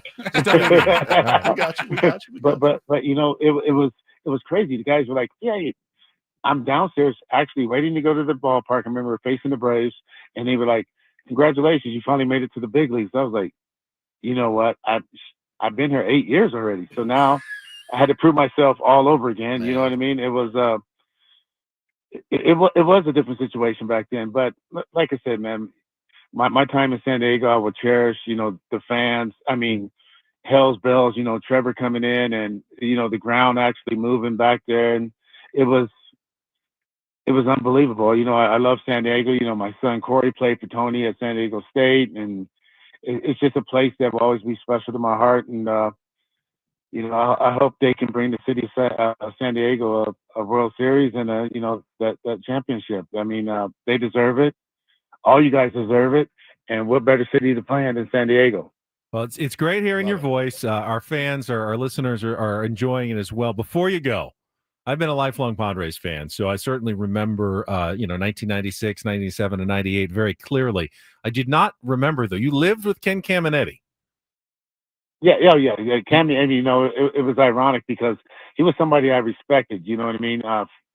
From the other league, we spring training. Hey, what's up? He was a man of few words. And then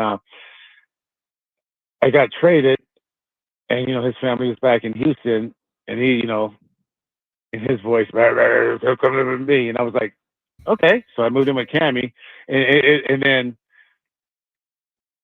the only stress I really had was the ride to the ballpark because him and all his different cars and going, that was the stress. That was the stress I had, with Cammy. You know what I mean? Okay, hey, we're gonna leave at 1, but coming from Del Mar, and we're there at 1:10. You can imagine how we got there. You know what I mean? Yeah. I mean, if this was now, that's a reality show. Oh, yeah. 2 ball players. Cammy and Vaughn living together. Yeah. We get the cameras and the cars and the drive to the ballpark. I mean, I can envision the whole thing. Well, and am I crazy? It might have been somebody else. I think it was you, Greg. I think you told us back in the day. Then once you got settled in here in San Diego, didn't Ricky live in like your guest house? Oh yeah. He in La Jolla. Yeah, Ricky lived in my guest house. Like I said, he was a good friend of mine. Like I said, man, I have so many great memories in San Diego. I mean, and the sad thing is, a lot of those guys on that team.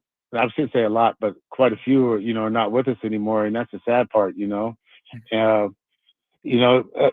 I said, my time in San Diego, you can't play, in a better city. The fans are unbelievable.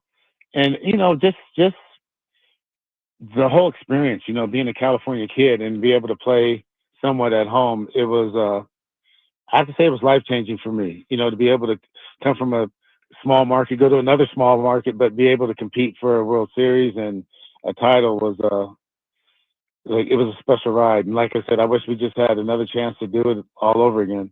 Well, now we will see you on Monday at the golf tournament, and breaking news, we will see you out at Fantasy Camp in January. Looking forward to that. Greg Vaughn with us here. Thank you so much for your time, Bonnie.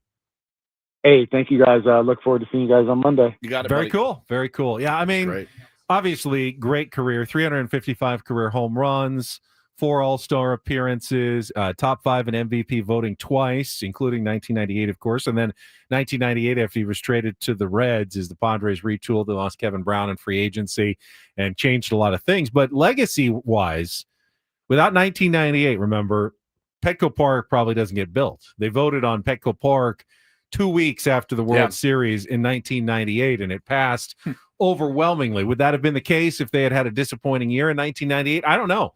If the Padres are even still here, if not for Greg Vaughn and Ken Caminetti and Tony Gwynn and Andy Ashby and Greg Kevin Brown and everything that they did in 1998. Yeah, man, you can hear it in his voice. Like that's like still eats at him, longing like for just one more run. And man, again, for the guys we got on our squad, take heed, right? You don't want to end your career and not have a legit run. Think about like Manny Machado. Yeah, right? 100%. First guy I thought of. I don't know how many more years of his prime we got left, and an impending lockout and all that. It's like, man, you got so close last year. Yeah. Don't blow it. This year. Do not blow it this year. Very, very cool. Very cool. And again, if you want to join Greg Vaughn and everybody, all the other celebs out at the golf tournament, you can sign up. Still, registration is open at San Diego Social Leagues.org. Again, it's the 4th annual Salute to Heroes charity golf tournament coming up this Monday at Loma Santa Fe Country Club in Solana Beach. Paulie and I are going to be out there broadcasting live with 97.3 The Fan at San Diego Social Leagues.org. I wonder, what do you think? Do any Padres players currently live together? I know Cease was living with Joe, but I don't think he does anymore. Not anymore. No. Temporarily when he came over. Yeah, that often happens after like a trade and they don't have a place to stay. Right. Yeah. Guys have a guest house or a big house and an extra wing or something, and they will live there for a while. But definitely felt like back in the day, it was very common. Oh, yeah. Like, 100%. Teammates would live together all the time. He gets traded and is Ken Caminetti's roommate. Wow. and then settles in and then inherits his own roommate of Ricky Henderson. Incredible. I mean, the stories that Can't Greg wait. Vaughn And must have. We'll get him a fantasy camp. All of them. Yes, every single one. I can't wait. Now, Cammy, you feel like going to be a little more, I don't want to say reliable, but Ricky's just a whole different category in and of itself, and getting to the ballpark and making sure like you're communicating very clearly with Ricky what your expectations are of him as a house guest. 100%. For sure. We will take a timeout. When we come back, we still have Padres tickets to give away. Big series against the Mets coming up the start of next week, and they're going to have the big Sandless Beach Towel giveaway on Tuesday. We got a couple of tickets to give away to Tier 1s for the July 29th game against the New York Mets. We will do that coming up, and we still have in-season Sammy, who's also in for the roundtable today, coming up at the bottom of the hour. So lots to get to. Don't go away. More Ben and Woods coming up after a quick check of traffic here on 97.3 The Fan. First, though, you hear all the stories from my colleagues, Matt Scraby, Chris Ello, now even Tony Gwynn Jr., from their experience with SDFatLoss.com. But let's be honest, I had the best experience. I lost 40 pounds in 60 days. I have kept all the weight off for 2 years. It absolutely changed my life. And right now you can get that same experience for yourself by taking advantage of SDFatLoss.com's huge summer sale. Get their best prices of the year, 20% off, close to 20% off. Start the program now, or if you've got like a little vacation, whatever, start it when school starts in a couple of weeks. They can get you set up, but just lock it in now, get the good price, and get ready to go and start losing up to 1 pound of fat per day and 10 to 20% of your body weight in 60 days with no prepackaged meals, no injections required. You don't have to exercise to lose the weight. Just follow the program laid out by your counselor, and they'll tell you how with your free consultation. Set it up at SDFatLoss.com. Don't wait. I wish I had done it earlier. I really did. I'm glad that I did it 2 years ago. I am enjoying the benefits of the weight loss still to this day. So go to SDFatLoss.com. Again, set up your free consultation at SDFatLoss.com. Results may vary.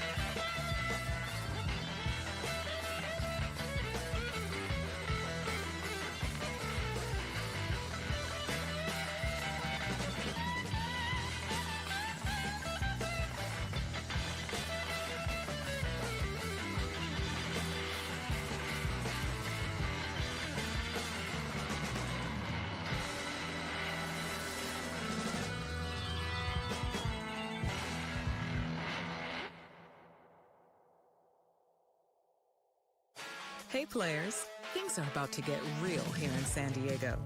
Introducing the all-new Hamul Casino Resort. With a 200-room hotel tower, exciting new eats and drinks, plenty of new places to play, and a luxe spa and salon. Hello, rooftop pool and deck. It's where players can play their hearts out and enjoy all the perks that come with it. It gets real this summer at the all-new Hamul Casino Resort, the players' place.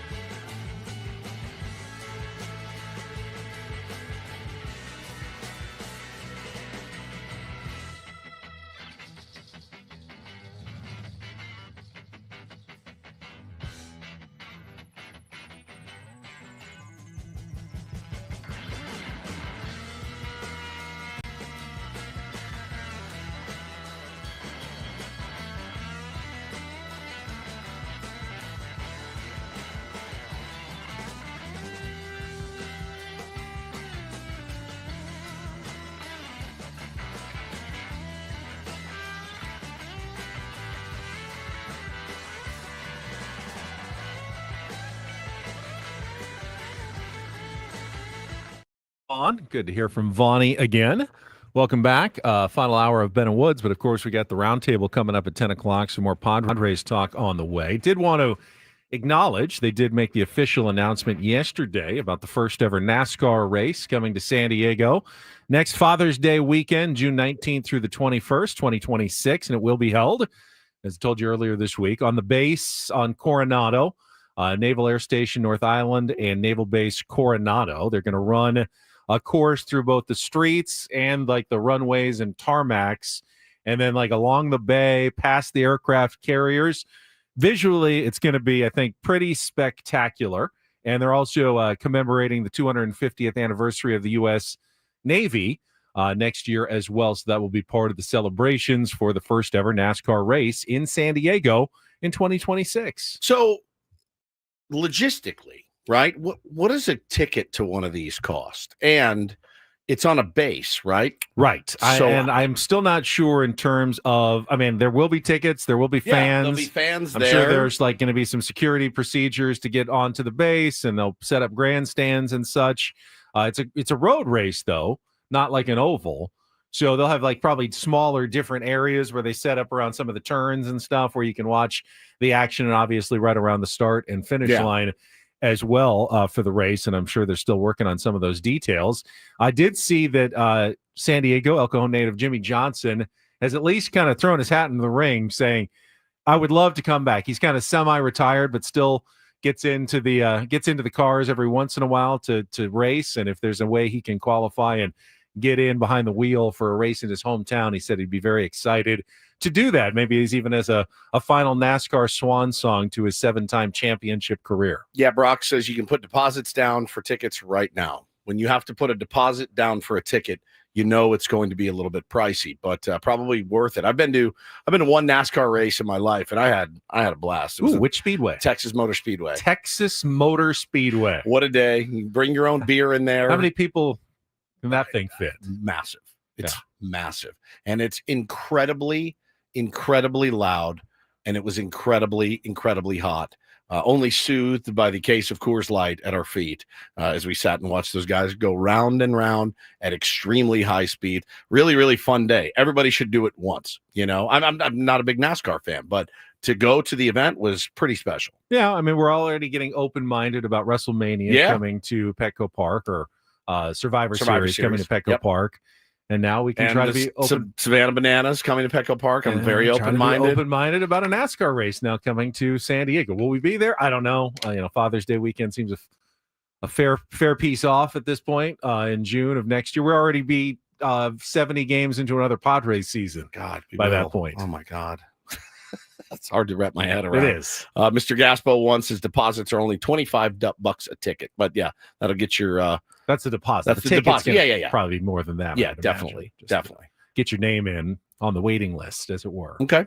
So that was the update NASCAR-wise yesterday. Good. Of course, we got the Padres starting their first homestand of the second half of the season on Monday when the New York Mets come to town. And then on Tuesday, they're having their sandless beach towel giveaway. In fact, Woods, we finally have one. Don and Mudd have been showing it off for a while, but we've got the sandless beach towel. And I don't think they make enough of the little tassels at the end. Very nice. Yeah, very nice. Kind of like the scarf that Charlie Bucket gets knitted for him. Throw this at me. Ooh, I like this. Isn't it nice? Yeah. You can tell how the sand doesn't like to cling to it. It's like that high-tech non-cling material. Might take it to Kauai with me. Ooh. Yeah.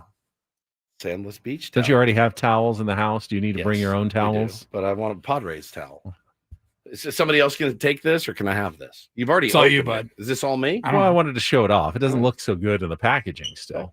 I'll take it home with me. Anyway, you can get your own by being one of the first 40,000 fans on Tuesday, or you can win a pair of tickets right now from Ben & Woods. Be the 9th caller at 833-288-0973. 9th caller, 833-288-0973. Win 2 tickets, Padres Mets, Tuesday, July 29th. And again, if you want to learn more about the Padres Sandless Beach Towel giveaway, visit padres.com/giveaways for more information. What's the game tonight? Tonight is 4:45. 4:45, and then tomorrow is 4:15. Okay. And then Saturday is 4:15 again, and Sunday is 11:15. All right, be ready to rock. Yeah, we can. We got Yu Darvish on the mound against Sonny Gray, who has had a very good, strong history of success against the Padres, but Cardinals are a team that is definitely not coming out fast in the second half. They just lost a series to the Colorado Rockies and got shut out by the Rockies, who hadn't shut out a team since last May. Us. That was the Padres, yes. It's gonna be tough putting, man. It's gonna be tough sledding in St. Louis. I'm watching you tonight in terms of Darvish getting.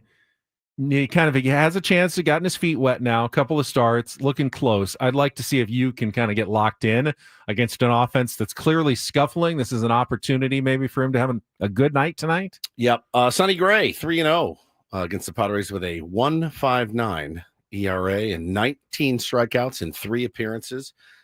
But this is a whole new Padres offense that he's going to have to run. I've said that tongue firmly implanted in cheek. So again, get the work cut out for him. It's going to be about 98 degrees at game time. It's going to feel like 115, something like that. So enjoy.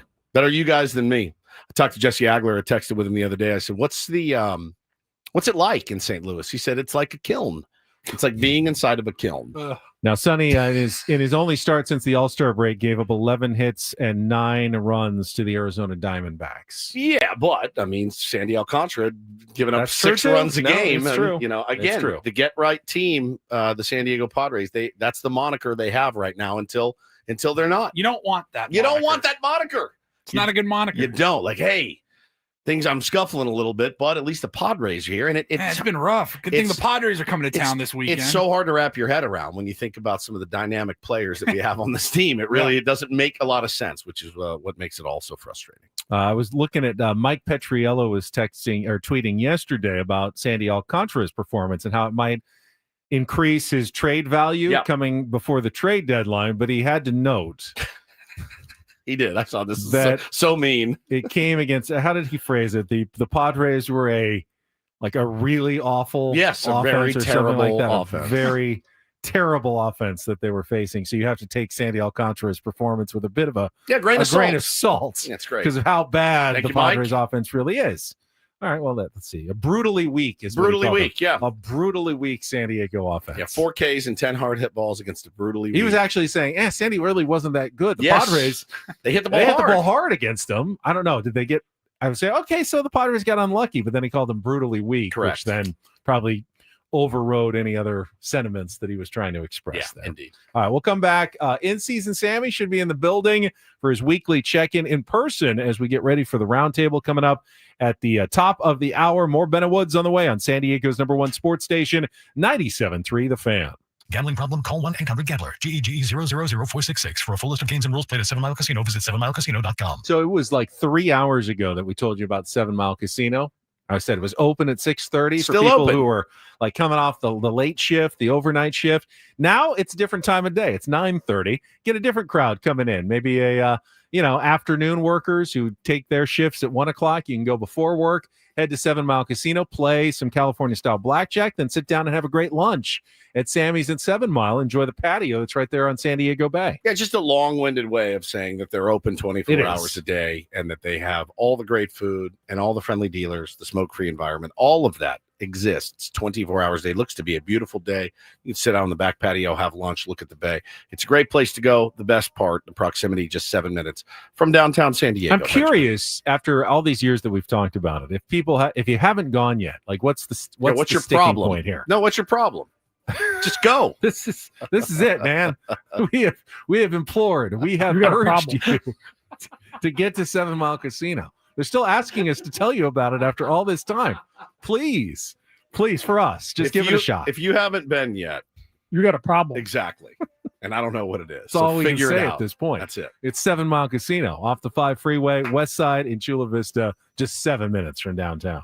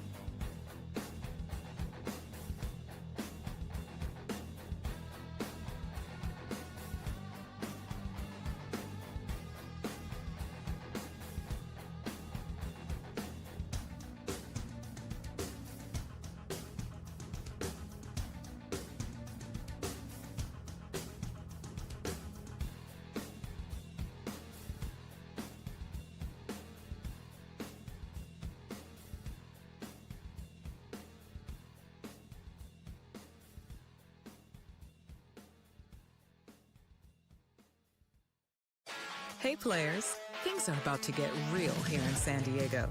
Introducing the all-new Hamul Casino Resort.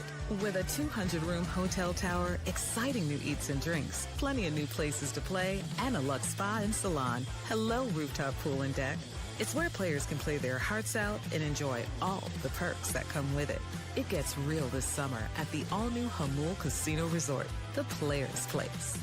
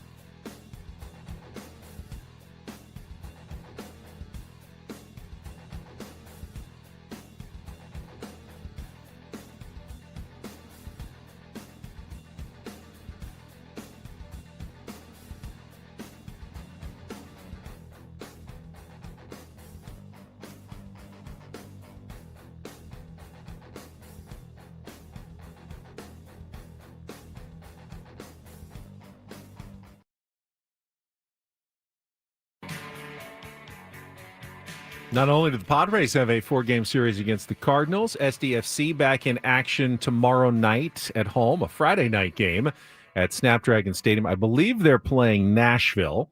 We can get more info on that from Darren Smith when he joins us for his regular visit tomorrow. Nice. You missed Darren last week. He was great, as always. Said, of course, lost his dad last week, which was tough. I texted with him. Kept on working. He said he appreciated the texts and good wishes that he received. Yeah, man. I'd been talking to him through the process, and it's that awful time of life. You know, there's no question about it. Worried sick about my dad. He did hear he's listening this morning. So, hi, Dad. Hope you're feeling better. Take your pain meds. Yeah, take your pain meds. Don't be a hero. Take what they tell you to take. That's exactly right. Just do what you're told. Did you just take a pain, a little Advil? Yeah, I took a little Advil. Not Yeah, I got a little feeling headache. great? My neck hurts. I don't know what the hell. You want to take the round table off? I think I will. I'll see you guys in a few weeks. I'll be gone next week. I'm sure That's right. Adam won't mind. Well, you can always use the equipment to beam yourself in for the round table. No, I'm good. Good. That might be a little. That's a little tricky. much. Yeah, it's tricky. Yeah. You don't want to do that. Yeah, that's probably. I have enough time corralling everybody when they're right in front of me. I know. To like, Imagine all being, right, now let's "Hey, check in hey." with Woods in Hawaii and see what he has to say. No, not doing that. All right, we will definitely talk more about the Dylan Cease possible buy-sell rumors for the San Diego Padres. What coming up goal? at the top of the hour. What goal did you come up with that you didn't do on the show today that you're going to do for the roundtable? Can't wait to hear. Yes, you'll find out what makes you mad that I left for the roundtable. Actually, I don't think there's anything you in particular are going to Very love. mad about that. Because I have another Comic-Con related question for the seventh inning stretch, and I know that's not really your jam. To begin with. I look forward to it. But I thought, for people like maybe Matt Scraby and Sam Levitt, that a Comic-Con related question might actually, be somewhat of an interesting topic for those guys. Can't wait to hear what Elo says. We'll get different perspectives. That's the nice thing about the roundtable. There's enough differences between everybody on the panel that you do get some variety of opinions. That's true. Do you ever feel like it's a competition? No. You're not trying to win with the best take or best opinion on the San Diego Padres? God, no. Not at all? No, not even a little. Not even a little? Not even in the slightest. No. You don't want to feel like you made the best point? No. Don't care. Really? Yeah, not at all. Not even a little. Okay, I've got a little bit of caring. Not even a little bit. I want to sound better than, Elo or Scraby or Braden with my Padres takes compared to theirs. No. I'm just happy to be there and Yeah, help the ball just- club yeah, in any way I can. Good Lord willing, things will work out. That's how I feel. I'm literally there so I just don't get fined. I'm hungry, That's the only reason I'm there is that I don't get fined. Pizza sounds good. So I can smell it. All right. Samuel. Samuel There he Levitt's here. He will join us a little in-season Sammy after our last check of traffic here on 97.3 The Fan. From the 855 Get Ross Traffic Center, protecting San Diego after accidents or injury, here's Kelly Danick. Traffic is sponsored by Islands Restaurants. After a pretty busy morning, things are finally starting to wind down a bit on our freeways. Stalled car in the Center Divide West 52 past Convoy. Also keep in mind that Comic-Con kicks off today. Yeah, going to get pretty crazy in a good way downtown in the gas lamp area, especially streets around the convention center. Islands Restaurants, summer refreshment, paradise ambience, and the best burgers in town, like the Big Wave with cheese and fresh cut fries. $10 now for a limited time only. Visit one of our Islands Restaurants throughout Southern California today. Dine in only. I'm Kelly Danik with Ben and Woods, San Diego's #1 sports station, 97.3 The Fan. All right, we saved the last few minutes of our Thursday program for one Sam Levitt, who is back here and long road trip for the Padres to start the second half of the season. So you've been in studio all week, but I saw you. You got out downtown yesterday and showed everybody the new Pac-Man pop-up cafe. Yes. I don't know when you actually were there, right. but you posted that yesterday. So. It was. It's a cool little pop-up cafe they've got right next to the stadium. I think the address is 323 7th Avenue. It's right next to the. I don't know what gate that is. That's something about the stadium I'm not very good at. Like what gate is which? No idea. Because I never down go the through third them. base line though, by the Western Metal Supply Company building. Yes, close to. I think it's like the Team store. Yeah, and then there's a sign outside. I don't want to give the wrong info, but it's the Pac-Man pop-up cafe. Can't miss it. Open till August 3rd. Trust us, it's there. Yes, trust me, it's there. Open from 11 to 8 every day through August 3rd, and it's really cool. They've got Pac-Man themed food and games and stuff. So yeah, it was cool. Made a little video about Pac-Man themed food? Do you remember the? I used to get from the ice cream man. I would always get the Pac-Man. Oh yeah, yeah, the stick, and Pac-Man. it had the one eye that was the gumball that was frozen and would crack your teeth, but it had like a lemony taste. I totally it was delicious. forgotten about the Pac-Man ice cream stick on a. Oh yeah, you know so what? Good. I had that growing up too. Fantastic. Yeah, it's absolutely. They still had that. I miss you. It's the same gumball, I think, as the pink glove.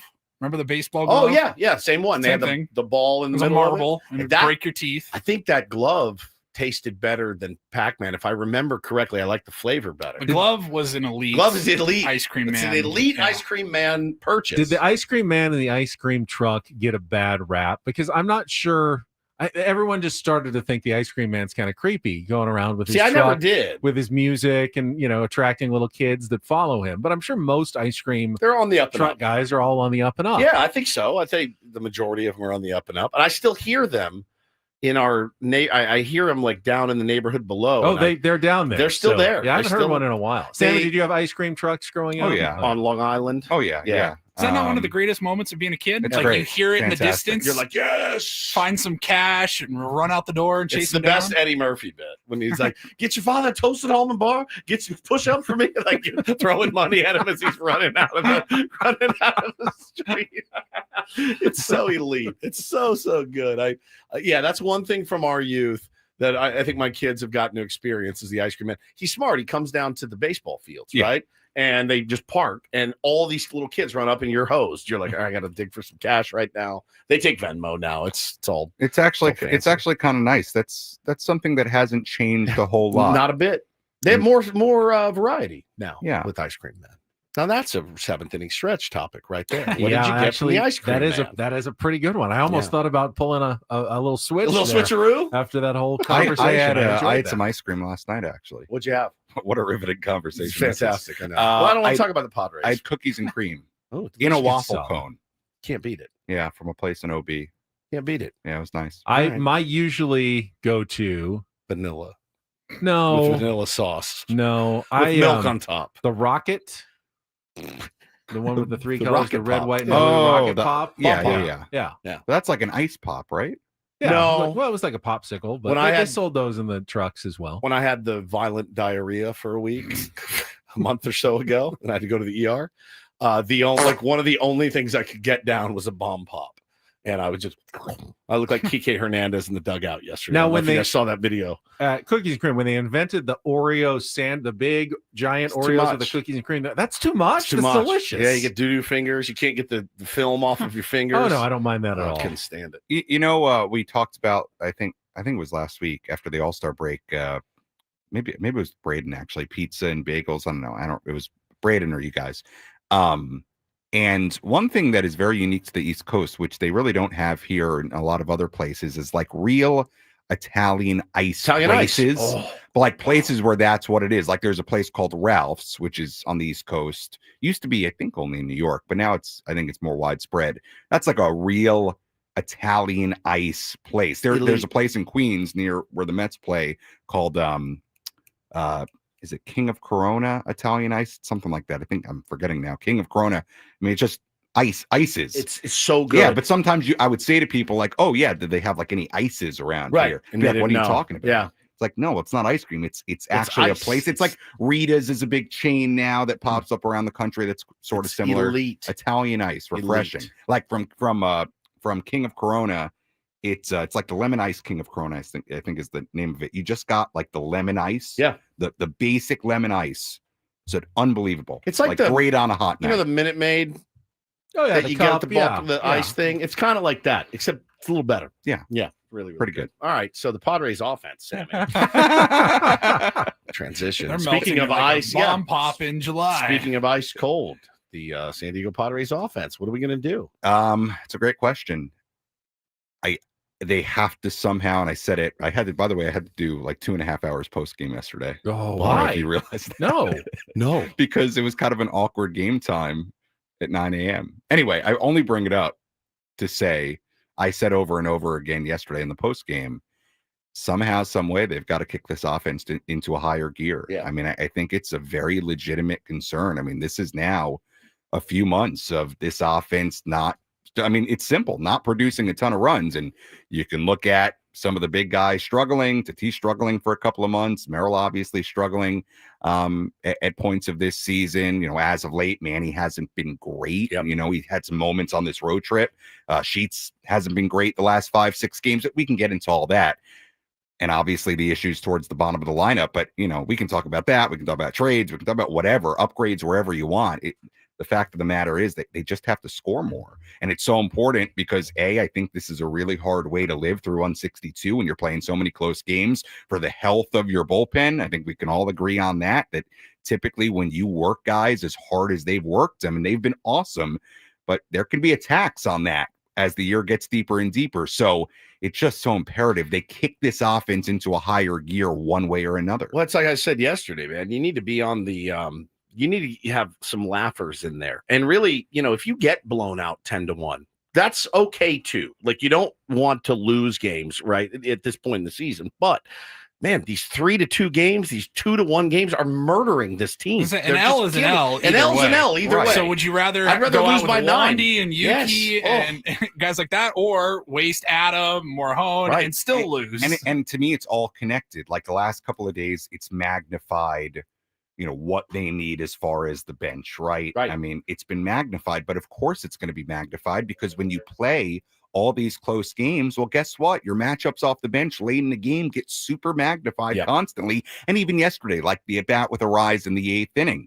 Look, is it the end of the world that Luis Arise doesn't come through with a runner in scoring position? It shouldn't be. But again, when you are playing these types of games so often, well, guess what? Every at-bat with a runner in scoring position, that time of the game is huge. Absolutely. And if you don't come through, you don't end up winning the game. Yep. So how surprised are we that the Padres offense has struggled like this? I mean, Tatis is an all-star. Manny's an all-star. Jackson got off to a hot start. Xander's been really good the last month. Gavin Sheets has been a surprise revelation out of nowhere. Arise hasn't been great, but he's still hitting, 280 or whatever. I mean, it doesn't sound like a bad offense, but somehow it has all come together to be one of the worst offenses in baseball. I mean, how surprised are we here? Well, listen, my biggest surprise for the San Diego Padres is that they are currently in the position they are in. Again, everything that's gone wrong, injuries, Michael King, a freak nerve injury, Dylan Cease being, not great this year, having to rely on Kolek and Bergert and having Yuli Gurriel. Been great. That's what I'm saying is like, that's my biggest surprise is that we're still in here in it. Like, we're still in here in it. That's my biggest surprise. Yeah, more than in it. Yeah. Like, a contender, if you will. But one that, and I said it earlier to Greg Vaughn, to Eno Saris, that you do feel like, hey, we got to get it going or the balloon's going to pop at some point. The the bullpen will falter. The starters will not come through. And then we're screwed. Yeah. I mean, I'm not sitting here saying that's going to happen, neither. but to me, that's a major That's concern. the concern. If you can't get this offense into a higher gear, is that over the course of 162, it's going to catch up. Fizzle out. And Yeah. to this point, it hasn't. To this point, to the team's credit, to Mike Schultz's credit, yeah, they have weathered the storm. They've grinded through it. Yep. But yeah, it's a fear of mine in late July. Like you start looking at it like, hey. But just to ask, why is it more likely that the pitching balloon is going to pop as opposed to the offense is going to finally get it going and start putting up a ton of runs of games, and this team's going to become unbeatable? That would be amazing. And Well, I that's mean- you slumping in June and July is fine. If you can get hot in August and September, that's I don't know which way it's going to go. Either is absolutely possible, Yeah. or we'll just continue on like this, and the pitching will continue, and we'll get a lot of close games, and we'll all shave off 4 or 5 years from our lives Right. in the next couple of months. Right. I don't know which way it's going to go, but they all seem all within the realm of possibility for this Padres team. plausible. Yep. Plausible. Maybe not possible, but or definitely possible, but it one of them feels plausible. And I obviously our hope is that the offense is like, all right, enough's enough. Time to start being aggressive. Time to start hitting fastballs and hitting them well and hitting them hard and finding some gaps and finding some holes, and some things need to break your way. A lot of things broke our way, man, at the beginning of the season. Yeah. A lot. Remember, like so many things broke our way early, winning all those early games. Right. And now, like you said, you hit 10 balls hard yesterday. Didn't find any holes. So at the end of the day, it's And Ben asked the question, are we surprised about the offense? I think on one hand, I am surprised because I'm when you look at some of the names in their lineup, you're always going to think, hey, there's a version of this where these guys just carry the way no matter who else is in the lineup. But then you zoom out a little bit and you're like, well, if you're comparing it to last year where they had one of the best lineups in the sport, well, there's no Profar. You're not getting what you got from Higgy. Your bench is not Solano and Peralta and all these guys constantly contributing. And you're like, okay, well, I guess maybe that makes a little sense that you would take a step back. I just don't know that I would have seen this kind of step back. We all said, I'm a little worried about this pitching. This pitching staff is going to be every one of us. We all would the have been experts. stunned, especially. And then we learned Yu's not pitching for a while. Yeah. King's going to be out forever. Pitching's probably going to be We're the dead. disaster. And it's been the exact opposite. Yeah. With all, Different sport. with all doom and gloom, this has been kind of like a doom and gloom conversation. Yeah. But with that said, they've weathered it. They're in it. So credit to them. 100%. The one thing other teams get, and we're running out of time here, though, and the Padres haven't got it all. We have a full another hour. I don't know if we you do. knew that. And I'm going to bring this up, but most teams have some guys who can come up and at least contribute a little bit from the minor leagues. Correct. And the Padres have got nothing Nada. at all from AAA. Yeah. Zero. Pitching, yes, but hitting, nothing. All right, we're going to head over to the sound space. The round table is coming up next, and then we'll be back tomorrow morning for more Ben and Woods at 6 a.m. For Paulie, for Woods, I'm Ben. Talk to you in a minute here on 97.3 The Fan.